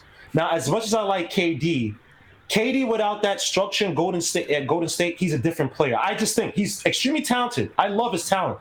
He's an alpha talent, but he has a beta mentality. He gets too emotional. He cares what people. Kyrie's a type like the whole flat Earth stuff. He doesn't care. Like he's not. He was laughing at like, oh, you guys. He's laughing more so people get mad at him because it's like you get mad at my own opinion. It may be a stupid. It's my own opinion. Yeah. So I don't want a KD without Kyrie or Kawhi. Now I think it's weird. It's rare that we're gonna get Kawhi and KD, but Kyrie and Kawhi, I will love it because two alphas and they offset each other. Or they complement each other. Excuse me, sir. Yeah, that's. Hey, Bodega Wi-Fi said we could start a fan fund. I ain't giving my money to him. The check that we would give KD. Do you understand? They would literally they would lose it at a store and forget that we gave it to them. Like they would lose it at the restaurant that we gave it to them at and not care, give two flying F's about it. Like, come on, man. Like, don't embarrass us, man. We're gonna put all our wealth together just for them to like wipe their butts with it. And like, come on, man. I don't want to be embarrassed, man. Aboriginal Chief Ramey said we can pay it in real estate. You could say sweetheart deals. Man. Sweetheart deals, man. Well, James Dolan can give him some money. I ain't giving him no money. They're already rich. I'm not giving them no money. I give them enough money just by attending the games. When Mark, Carmelo arrived, number one, the organization never made that trade. Yo, who's Mark? Who's Mark? Yo. What's going on? Hey, yo, what's up? We just broke down the salary cap, right? Go ahead. Are there any combination? Are there any combination of players that you would take for the New York Knicks? Besides KD and Kyrie or Kawhi, are there any other combination that you would look at and say, okay, you know what? I could be cool with this. Is that a trick question? Nah, no, I'm serious. Any combinations? So let me ask you a question. What would you be cool with? I want to piggyback off what you think would be cool. And be just like be for real. Be for real. Like bring out the real sin. Be for real. It's tough. What would I be cool with? I need real talk. I mean, I'd be cool bringing in Anthony Davis. No, that'd be number one. I would do that fast. I definitely be cool with bringing in Anthony Davis. And then because he's only 25. And then, who would be another young... I mean, of course, we'd have to bring him in through trade. Who would be another young player that I'd be cool with bringing in with him? It would have to be, for me, it would have to be a wing. It would have to be a wing of some sort. It has to be a wing. Has to be a wing player because you'd already have Anthony Davis and Mitchell Robinson playing next alongside. You know what's so crazy? You know what's so crazy, Sam? I wouldn't mind bringing in Jimmy Butler, but not for that price. I think we could get him for less than that. If that would be the most. I might not be upset about bringing in Jimmy Butler next to Anthony Davis. No, because Jimmy just bring a defensive presence there. I can't deny. You can't deny that when you watch it. He right? brings the defensive presence is there, and we lack that crap. Yeah. So I mean, Jimmy Butler, Anthony, how old is Jimmy Butler? Jimmy 30. I would give him a 2-year and out. Jeez. See, if I'm bringing in someone who's 30, it's got to be KD, man. Yeah, Sam, and this is the whole thing why this is so important for our organization because KD is the over. Yeah, go ahead. But if I'm not, I mean, because KD is the best player in the league right now, right? He's the one that's gonna change everything. Well, look, everything in the league. If I'm not getting KD, yeah, then if I'm not getting KD and Kyrie, or if I'm not getting Kawhi and KD, or Kawhi and Kyrie, if I'm not getting two of those three, if I'm not getting two of those three, then when I'm bringing, if I do make a deal with a free agent, they've got to be young, 25 and under, maybe 26 and under. Yeah, right? 26 is good. Anyway, nothing close to 30. Right, where you're looking and you're saying, these two guys could be the best two, the best tandem in the league in 3 years. Yeah. It's got to be something like that. Because if you're going to spend $30 million on a guy that's 30 and he's not KD, then, you're messing up. But you see the dilemma about this is why this drive is so important just for the league period, right? I was thinking the other day, right? Mm-hmm. Supposedly those two come, right? And remember I was talking about we would have to make that Anthony Davis trade. That has to make a trade because I don't want nobody else a la Golden State has the opportunity to get him in 2020. I do not want Anthony Davis to even sniff Golden State because if he sniffs there, I just want you to understand that Golden State team ain't going to let up. And if you add that 27-year-old with those shooters, what do you think that's going to be? Yeah, that'd be. We're going to have to compete with that. So we have to take him. We have to take him off. We have to make him ours. We don't want no other team to acquire Anthony Davis because he's only going to get better. He's only going to get better. Yeah. The kid is not even in his prime. So you have to make that move. I don't want no other team to acquire Anthony Davis. That is competition right there. And they said Philly has a chance to acquire him if they wanted to. So you can't allow a player of that caliber of Anthony Davis to get away if we're able to get him with those other two bonds. But I say this, if we can't get KD and Kyrie, I think we just move on and just like develop talent and just plug players in for 1+ deals and stuff like that and just do it like that because I just think those KD and Kyrie is the guys going to put you over top other than anybody else for right now. For right now. No. I agree with you. I agree with you. That's because KD is the guy y'all gotta beat. Y'all not understanding that. KD's making the league unfair. He made the Warriors like unbeatable. He made them unbeatable. KD is the tall glass of milk right now. And when he leaves, if he leaves Golden State, he changed the whole landscape, meaning almost every team has at least 1 or 2 stars. There's not going to be no team with 3 stars unless we make a trade for Anthony Davis. We'll probably be the only team with 3 legit superstars. Not stars, legit superstars. Transcendent. Well, we would have 2 of them, which is KD and AD. But other than that, bro, if we can't get those 3 or those 2, I think we should just move and just develop this talent and just see what we got for the next few years. Because that's what we got with it. Because if I don't get those 2, I'm going to be highly pissed off. Because I don't want Kemba Walker. He ain't pushing the needle. He ain't doing it. He ain't doing it for me. So it just goes into development stage. That's what made this trade so weary. I'm glad we made it. But other than that, we're going to take a big hit. If this happened, we will take a big hit. Let me ask you this. I know the answer. I know my answer. Go ahead. Right. And I'm really kind of taking this question from Kevin that's in the YouTube chat. Would you take LeBron James? No, it's over. It's over. It's over. And I don't Sin. The reason why I like Kyrie and KD, they don't bring that type of drama here. Yeah. This is New York. We can't afford that right now. We're drama within ourselves, just as fans and just as media. Yeah.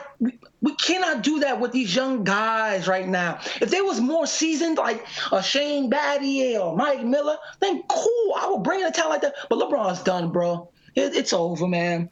As good as he is, he's going to be like that because there's no resistance in this league.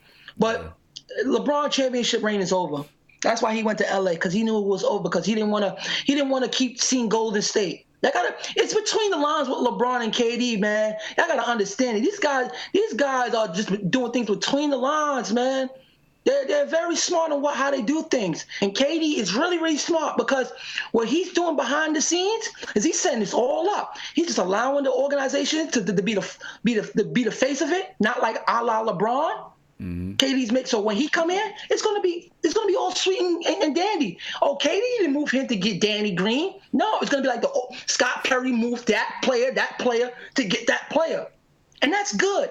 That's good. But the smart people wouldn't know that KD was the reason why everything is happening right now. He's the main reason. He don't want to share the spotlight with Porzingis, and I would trade Porzingis for KD if that was going to happen, regardless of the situation, because I really want winning games, and I feel like KD's 50+ wins, no matter where he goes, because he's that transcendent.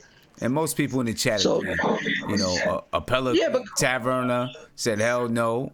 Reviews the Chivos said LeBron is done. Jimmy I said hell no. During Warfare said no, it's over. It's over, man. Yeah. I wouldn't mess with him either, because you're bringing in a over the hill kind of over the hill guy, and all the drama that comes with it.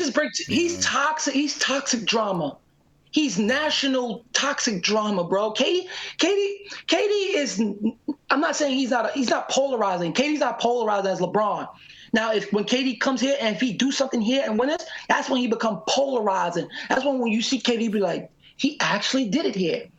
He actually did it. That's what made LeBron so polarizing when he got the ring in Cleveland. That changed his whole career. Not the Miami. The Miami rings are looked at how KD looked in Golden State right now. They're just regular rings. They're rings. They're just rings. But the Cleveland was the icing on the cake for his whole career. And KD knows. And KD has an ego. For him to leave Golden State, there's an ego with him that he said, you know what? I'm going to come here because I know I got the talent, and I know I'm the player that none of these players in the league can handle when I'm at 100%. Like, when I watch KD sometimes, he don't even play at his full potential. This guy really picks his points, and really, when you watch him, it's like an art how he takes his shots. This kid averaged nearly 30 on 15 shots. That is unheard of. He's one of the most efficient volume scorers I've ever seen in NBA history, a la Michael Jordan, because he only averaged 15 shots and easily puts up 30. You'd be like, where did Kevin Durant score 30? That's been his whole career. He puts up 30, sleep. That's how transcendent that man is. Right. And then he knows when he gets here, his business is going to take off. He got to win first. He has to win here first.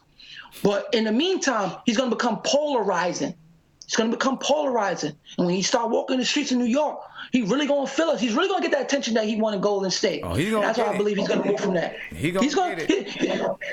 And that's why he's coming here equipped. He's not coming here just to say, you know what, I'm going to come here and see what we can do first. No, he's going to come here equipped, because he know he can't walk these streets of New York and not say, yo, KD, what you doing? Because, he going to get it. He going to get it. He better be prepared, because the pressure's on. As soon as he signed on the dotted line, the pressure is on.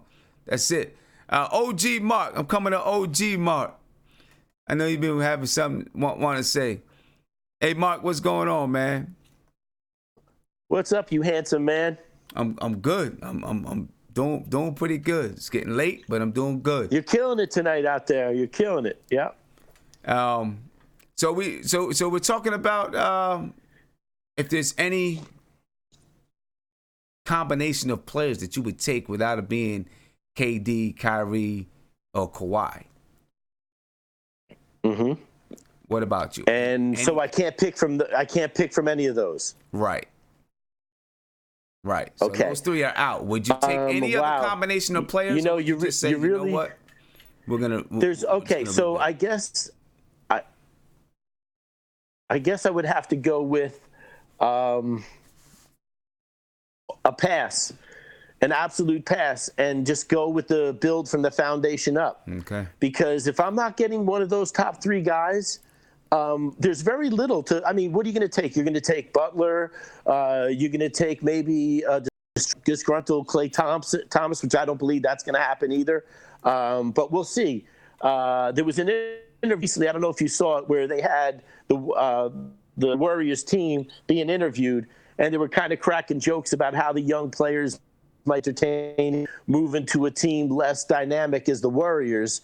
And they seemed to be laughing at Clay and at Kevin Durant, you know. But I guess if I had to say, I would really rather stay status quo and just build from where we're at, you know, and build off of that, you know. Yeah. Because it's so hard. I mean, who would you take? How could you make that work out? You bring in Anthony Davis, and you know you're going to pick like maybe a Butler, and that's going to be the best hand that you can deal, which is basically what you said a little bit earlier in the show.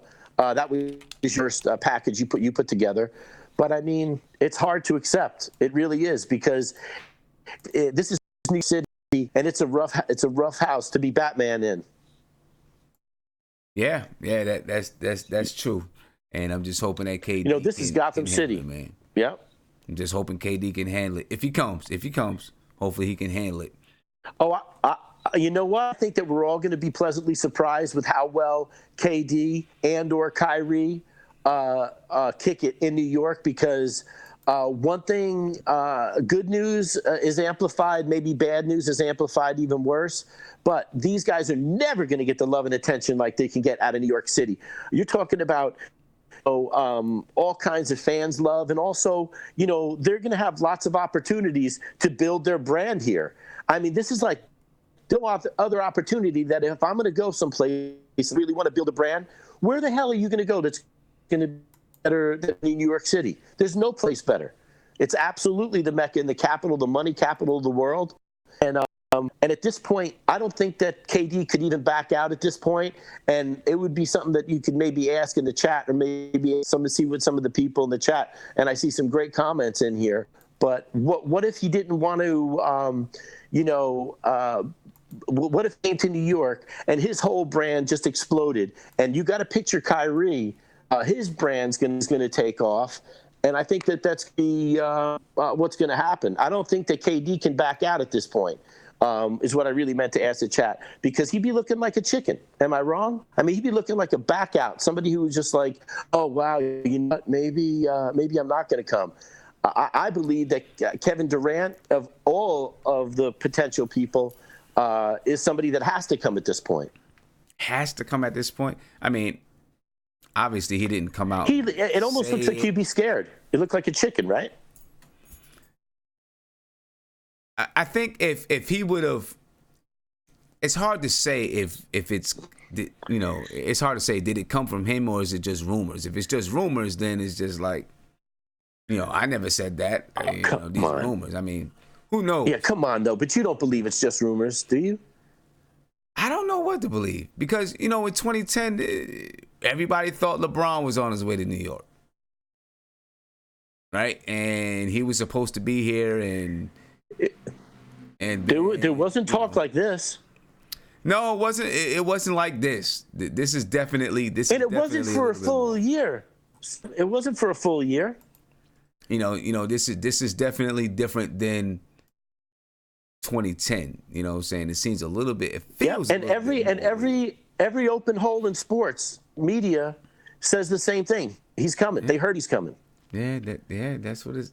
Yeah. Every open hole in the media, from ESPN to your show, everybody's saying it. Everyone is coming in. Everyone's hearing it. That's the truth. He back out now, Sam. He'll look like a chicken that didn't show up to the fight outside after school. He'll look like the guy that wouldn't go outside and is never going to have a date in his life because he's a fish. We'll see. Hopefully he wants it, man. Let me get to Nate, see what Nate's talking about. Cool. So go ahead, Nate. A couple of thoughts. Yeah. I guess I'll go with my second one first. Do you see any situation, and I know the chat's gonna throw me crazy comments, but I don't care. Do you see any situation that the Knicks entertain Draymond Green? By himself? No, I would like to pair him with Kyrie. If Kyrie comes, now I'm not saying give Draymond the max deal. I'm just saying, do you see any situation where the Knicks, because they need to get better defensively, let's be honest. And beside his antics, Draymond's one of the best low post defenders in the NBA. Yeah, but the guy. I don't think bringing in like Draymond and Kyrie is going to do it. He's going to do it. Draymond, like if you put Draymond on a team without being with Steph Curry, Klay Thompson, he's not going to be. I mean, I don't even know. But he does so much.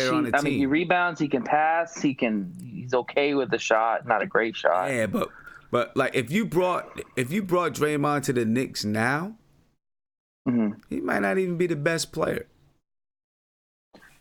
Yeah, I get it. I get it. I'm thinking. You said combination. I'm just thinking. Obviously, you'd have to bring a guy like Reed to consider. But I'm just thinking about we need to get better defensively. And I think he makes our defense so much better. I think he definitely makes your defense better if he's fit in with the right pieces. He's got to have Draymond's got to have some guys around him. To me, in order for him to do what he does and be successful at doing what he does, he's got to have some guys around him. Okay, so my second question is, if you strike out on Kyrie, you strike out on Kawhi, and you strike out on Durant, do you even look at Klay Thompson, or do you think Klay Thompson's just off the books? See, I don't think Klay Thompson is a superstar in and of himself. I think he's another guy that fits in with, with Steph Curry. Now, of course, they won championships without KD there. But I don't think that Klay Thompson, you're gonna bring Klay Thompson to a team by himself and he's going to be a superstar. What if you did Kyrie and Klay Thompson? That could maybe work, right? That can maybe work because Kyrie can find him. But I don't think Klay Thompson is gonna go someplace by himself. And be, Klay Thompson's a hell of a player. Nobody really talks about him. Like, the guy can just score. He's he's a smart scorer. He's a great defender, but he gets lost in the whole Warriors talk because of, Steph Curry and Kevin Durant and all that. Personally, I would love to get Klay Thompson. I just love his game. He's just all around great player. You want a guy like that on your team. Shoot. But definitely, I would take. I like Klay Thompson. I might take Bradley Beal too. I wouldn't mind getting Bradley Beal. Yeah, I wouldn't mind getting Bradley Beal. I like Bradley Beal. Yeah, Klay could play the three, and you get a guy like Bradley Beal. But like I said, I really think, Sim, if the Knicks are going to miss out on these guys, I think you go out and get a guy like Damian Lillard, man. The guy is, wanting to win and win now. And really in Portland, they don't have a future outside of Cullum, And I think we could get him for super cheap. Yeah. So I'm looking in the chat and I see some people, that talk about what I'm saying about Klay Thompson. I don't know. I just don't think that. I know Klay Thompson is a top 5 shooter, probably of all time. And he's a two-way player too, Sim. You got to remember. The guy is just lights out on defense too. Right, but he's a smart shooter too. I think that if Klay Thompson would have went to a team by himself, let's say he didn't get drafted to the Warriors, and he went to another team, he wouldn't be the same guy. That's my opinion. I don't know, man. That guy's got a lot of talent, and I'd like to see him on his own team to see if that theory is true. Because I think it's opposite. I think he would excel because the guy can just flat out put the ball in the basket. He can. He can score. And he can defend. He can defend and he can score. I think I just feel a lot of it has to do with the way that they play in Golden State, and I don't know that he does the same thing on a He team by himself. definitely does benefit from a great point guard. There's no doubt about that. I think if you're going to put Klay Thompson on a team, you definitely have to bring a solid, good point guard for him to play because he does really move well without the ball. Yeah. So, you need a point guard that's smart that will get him in his shooting pockets. Right. That's why I say Kyrie makes a lot of sense because Kyrie, with a guy like Klay Thompson, I mean, you just revamp your whole backcourt for the next, whatever, 5 or 6 years. Yeah. Well, we're gonna see. We got a lot to talk about this this summer. I'm gonna come to Isaiah, man, and I think I'm heading off for the night. Okay. And listen, we just touched the tip of the iceberg here. This was just a quick off-season preview. We got a lot that we can dive into over the coming days and weeks, folks. Go ahead, Isaiah. Hey, what's going on, son? I just wanted to say, I see you the other night on Twitter. I just wanted to point this out, and it made me upset with what's that dude named Mark Berman? Yeah. It really made me upset what he did, and I hope. Yeah, the, man. the New York media is just ridiculous, man. Because he it was all fine and dandy. He was talking about the Knicks. Then he brought up the Knicks, right? And I'm like, yo, I know that's not what we're talking about, but it just really made me upset because what are you doing? Yeah, that's just poor. That's poor journalism. That's poor journalism. Yeah, I mean, I don't care what anybody says. Right. It was like, he said something, and it was like, what was the purpose of? I forgot what he said. Something about the Nets doing whatever, and the Knicks haven't been whatever. And I'm like, for what? What's the purpose of that? And it really made me upset some because I'm like, just talk about the Nets. Yeah, if you're talking about the Nets, Frank Isola, Stephen Brody, and Mark Berman, they do this thing where if they talk about the Nets, they automatically talk about the Knicks. It's an automatic, like, you have to mention the Knicks. And it's like, stop doing that because nobody's a Nets fan. Yeah. Or like, I know like 10 Nets fans. It's like, stop doing. That's one of the most, that's why I'm glad you do what you do and like, other people do what you do. But that is just poor, it's poor journalism and they're better than that. It's just ridiculous, man. Because I was on Twitter right now on Bleacher Report and I see that Knicks Film Schools is arguing with Stephen Brody. And Stephen Brody's defending Cantor because this is a matchup with the Blazers or with OKC that he's doing good.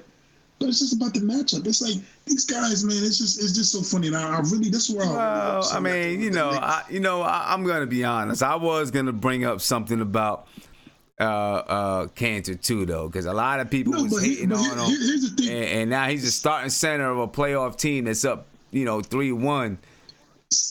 Sim, people was hating on him. See, Sim, here's the thing. No, here's the thing, Sim. And let's be real. This is a good matchup for Cantor. It is?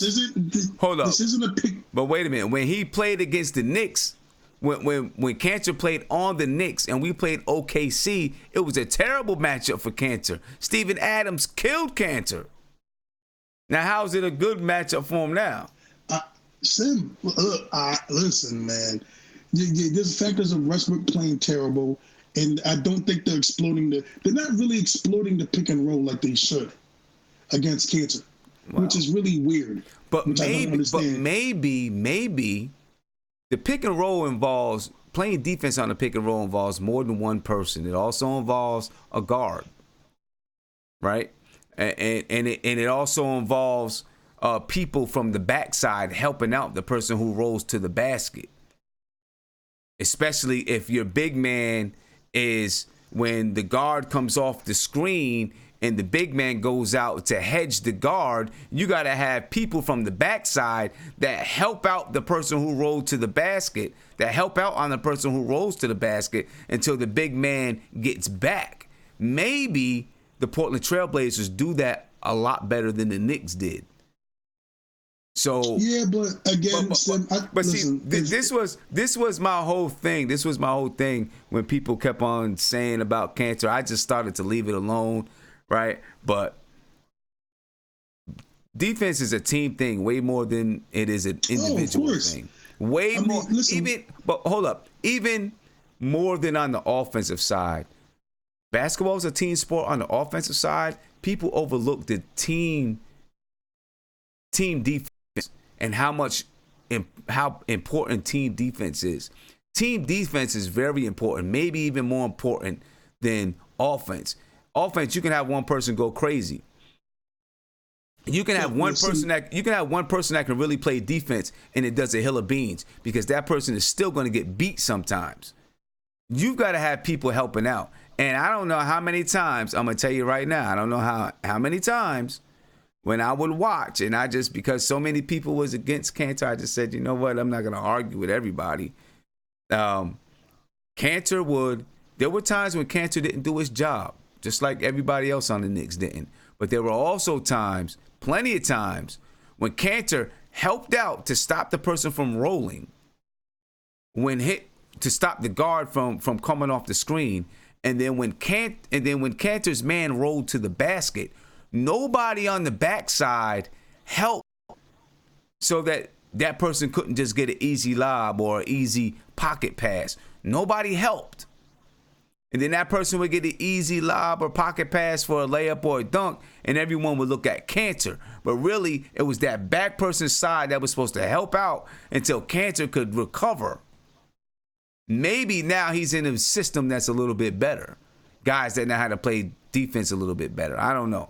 But he doesn't play for the Knicks anymore anyway, so it don't really matter. Yeah, no, I mean, all this, at the end of the day, it's all irrelevant for us. But listen, my daddy always said you got to give a man credit where credit's due. And I give Cantor credit for the playoff series that he's playing. I really do. He's playing great. He's contributing to a winning team. He's doing his thing. Let's just, let's see how it goes in the other rounds. But hip-hop channel, man. Yeah. That's all I care about now. Yeah. Hip-hop channel. So, anyway, ladies and gentlemen, man, so you can see, we reached the end of the night for the night.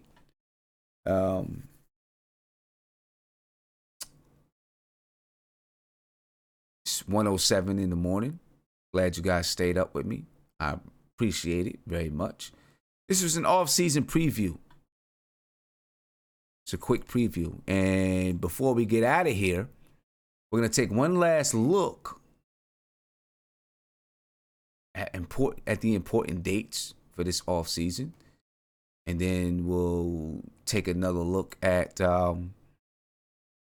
it's a quick, of the job. What do we have to do? Important dates. We've passed April 21st, so we know who's already declared for the draft with the early entry. May 14th is the NBA lottery. May 15th, 19th, the NBA draft combine.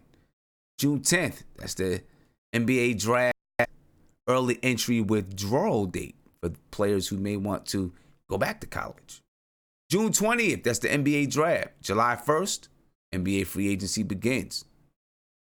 July 5th through the 15th, that's the NBA Summer League in Las Vegas. And if you haven't subscribed to the channel, please subscribe now because we're going to be following the Knicks off-season all summer long. So you want to be part of it. Subscribe now. Ring that notification bell. Get a notification anytime that I go live. All right. Next, let's take a quick look at the work that has to be done during the off season. Just wrapping it up. Draft picks. The Knicks got a top 5 draft pick in the first round. You know that. They got a number 55 draft pick in the second round. They should have had number 31, but Phil Jackson traded it away a few years back. Salary cap space. The Knicks got $73 million. $109 million is the cap projection for next year. The Knicks got a little bit of money to spend. Player development. We're going to have one draft pick, possibly 2, 3 rookies, 3 sophomores that we need to work with and develop over the summer. And hopefully David Fisdale and those guys have a good plan on how to develop over the summer. That's the work that needs to be done this off season as we wrap up the show. Going over the work that needs to be done. And I'm going to get these guys. We got Who's Mark left in the chat, OG Mark left in the chat, and Isaiah. I'm going to give these guys a chance to give us 30 seconds of final thoughts. Then we're gonna head up out of here, right? I'm gonna come to Who's Mark. Who's Mark? Give me 30 seconds, man. Your final thoughts, man. All right, I'm coming right now. All right. Hold on. Give me 1 second. Yeah. Yeah, your final thoughts, man. 30 seconds. All right, my final thoughts is, man, Scott Perry's on his militant-ish. He gonna make the right proper moves to get rid of whatever salary cap we have left. That's what I believe in. You know, the way he's just moving like a man about his business. And you got to respect that from a man, because I can't take another Knicks season tramping on them the way it's purposely the way we do it, because I can't, because my heart is, I just want to see that blue and orange on the floor. I want to be able to spend my hard-earned money to be in the Garden instead of going out to clubs. I just want my team to be great. I want people to hate on us. I want KD to be, I want everybody to see what KD really is compared to LeBron, because he's not getting that respect. I just want us to be viable. Let me tell y'all something. When KD arrived to New York Knicks, let me tell you something. That television rating, you thought the LeBron effect? Trust me, KD's gonna bring the effect, because guess what? We in New York, and people love to watch us. As much as they like to bash us, they like to watch. Just how much you go to other places in the world. Oh, I hate people from New York City, but they always want to come. But guess what? When KD come, television ratings is going to be off the charts. We're going to be on TV 40 games, 42 all home games. It's not one game we ain't going to be on TV. You hear me? I feel you. This going to be KD league now. All right. LeBron is done. For all you LeBron whispers, is done. 35 groin injury. Out in LA making movies. Space Jam 2 going to be trash. You don't make movies like that. You don't make a number 2 movies like that. You don't make number 2 movies like that. Man, I gotta get this guy out of here, man. I said 30 seconds. He started, you know how Mark do. Anyway, I seen Sean in the chat. He said, yeah, I'm definitely gonna do a live show for the lottery. When we find out what the Knicks pick, I'm definitely gonna do a show for the lottery. I'll be doing something for the draft. Free agency, midnight. I'm gonna be up. And I'm going to be on at midnight for free agency. So, yeah, we going to be getting it in over the summer. Definitely. Without a doubt. All right. OG Mark, coming to you, man. 30 seconds. Final words. OG Mark, you there? Yes, sir. I'm right here. Yeah, well, honestly, I have my spidey senses are going off, and I honestly feel that Kevin Durant is coming to town. All right. He's bringing Kyrie and maybe someone else. We're going to have a blast. All right, let's do it. No doubt. That's what I believe. All right. That's what I believe, buddy. Isaiah? I gotta finish it strong. But yo, Sim? Yeah, I'm here, man. Look. I'm predicting a few things that's I'm going to speak this in existence for you. After July 1st, you're going to get 1,000 people per stream. Oh, we see what's up. I hope so. After that, guess what's going to happen, son? What's going to happen? You might as well buy some. We're going to buy some tickets in April and in May and June next year. I think we're going to buy tickets in April, May, and June. I think we're going to do that. I hope so. And you know what, though, Sim? I really do believe this. I believe that I'm not going to promote other people's stuff, but you and a few other people that care about the Knicks that do streams, you guys are, it's going to be a lot of people coming on here. We might not even be able to get on a paid chat no more, man. You might have to, you might have to do a satellite video, man.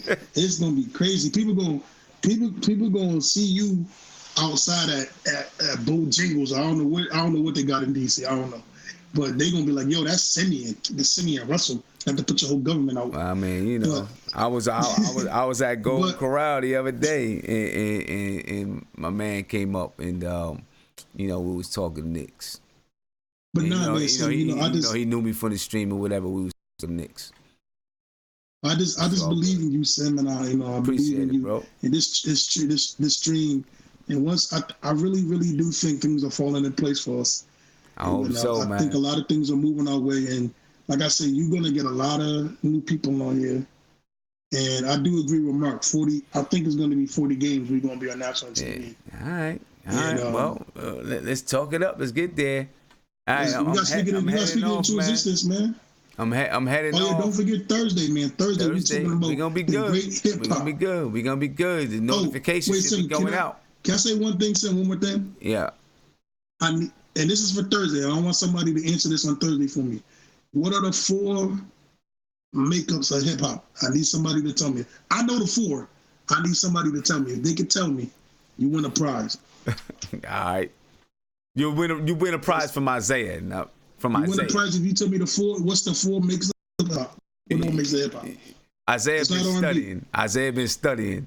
So you win a prize from Isaiah. All right, man. I'm out of here. All right, man. All right, peace. All right, ladies and gentlemen. I appreciate you guys for staying up with me, man. And I'm heading out. I'll be on Wednesday night. All right, I'll be on Wednesday night, and then I'll be on Thursday night with the Hip Hop Channel. The last, the front stoop. I don't know why I keep saying the last. I keep saying that, but the front stoop. I'll be on Thursday, Hip Hop Channel, the front stoop. Expect the notification to go out tomorrow. All right. So if you haven't followed, subscribe to the front stoop because we're gonna have a good time on there talking, having a good time. So the link is in the YouTube chat. Go ahead and subscribe. And I'm out of here, folks. As I'm leaving out, I'm gonna bring it up. The work that needs to be done, so you can check that out if you didn't get a chance to see it as we're logging off. Remember, subscribe to the channel, ring the notification bell. You get a notification anytime that I go live. Drop a video, make a comment, whatever it is. All right.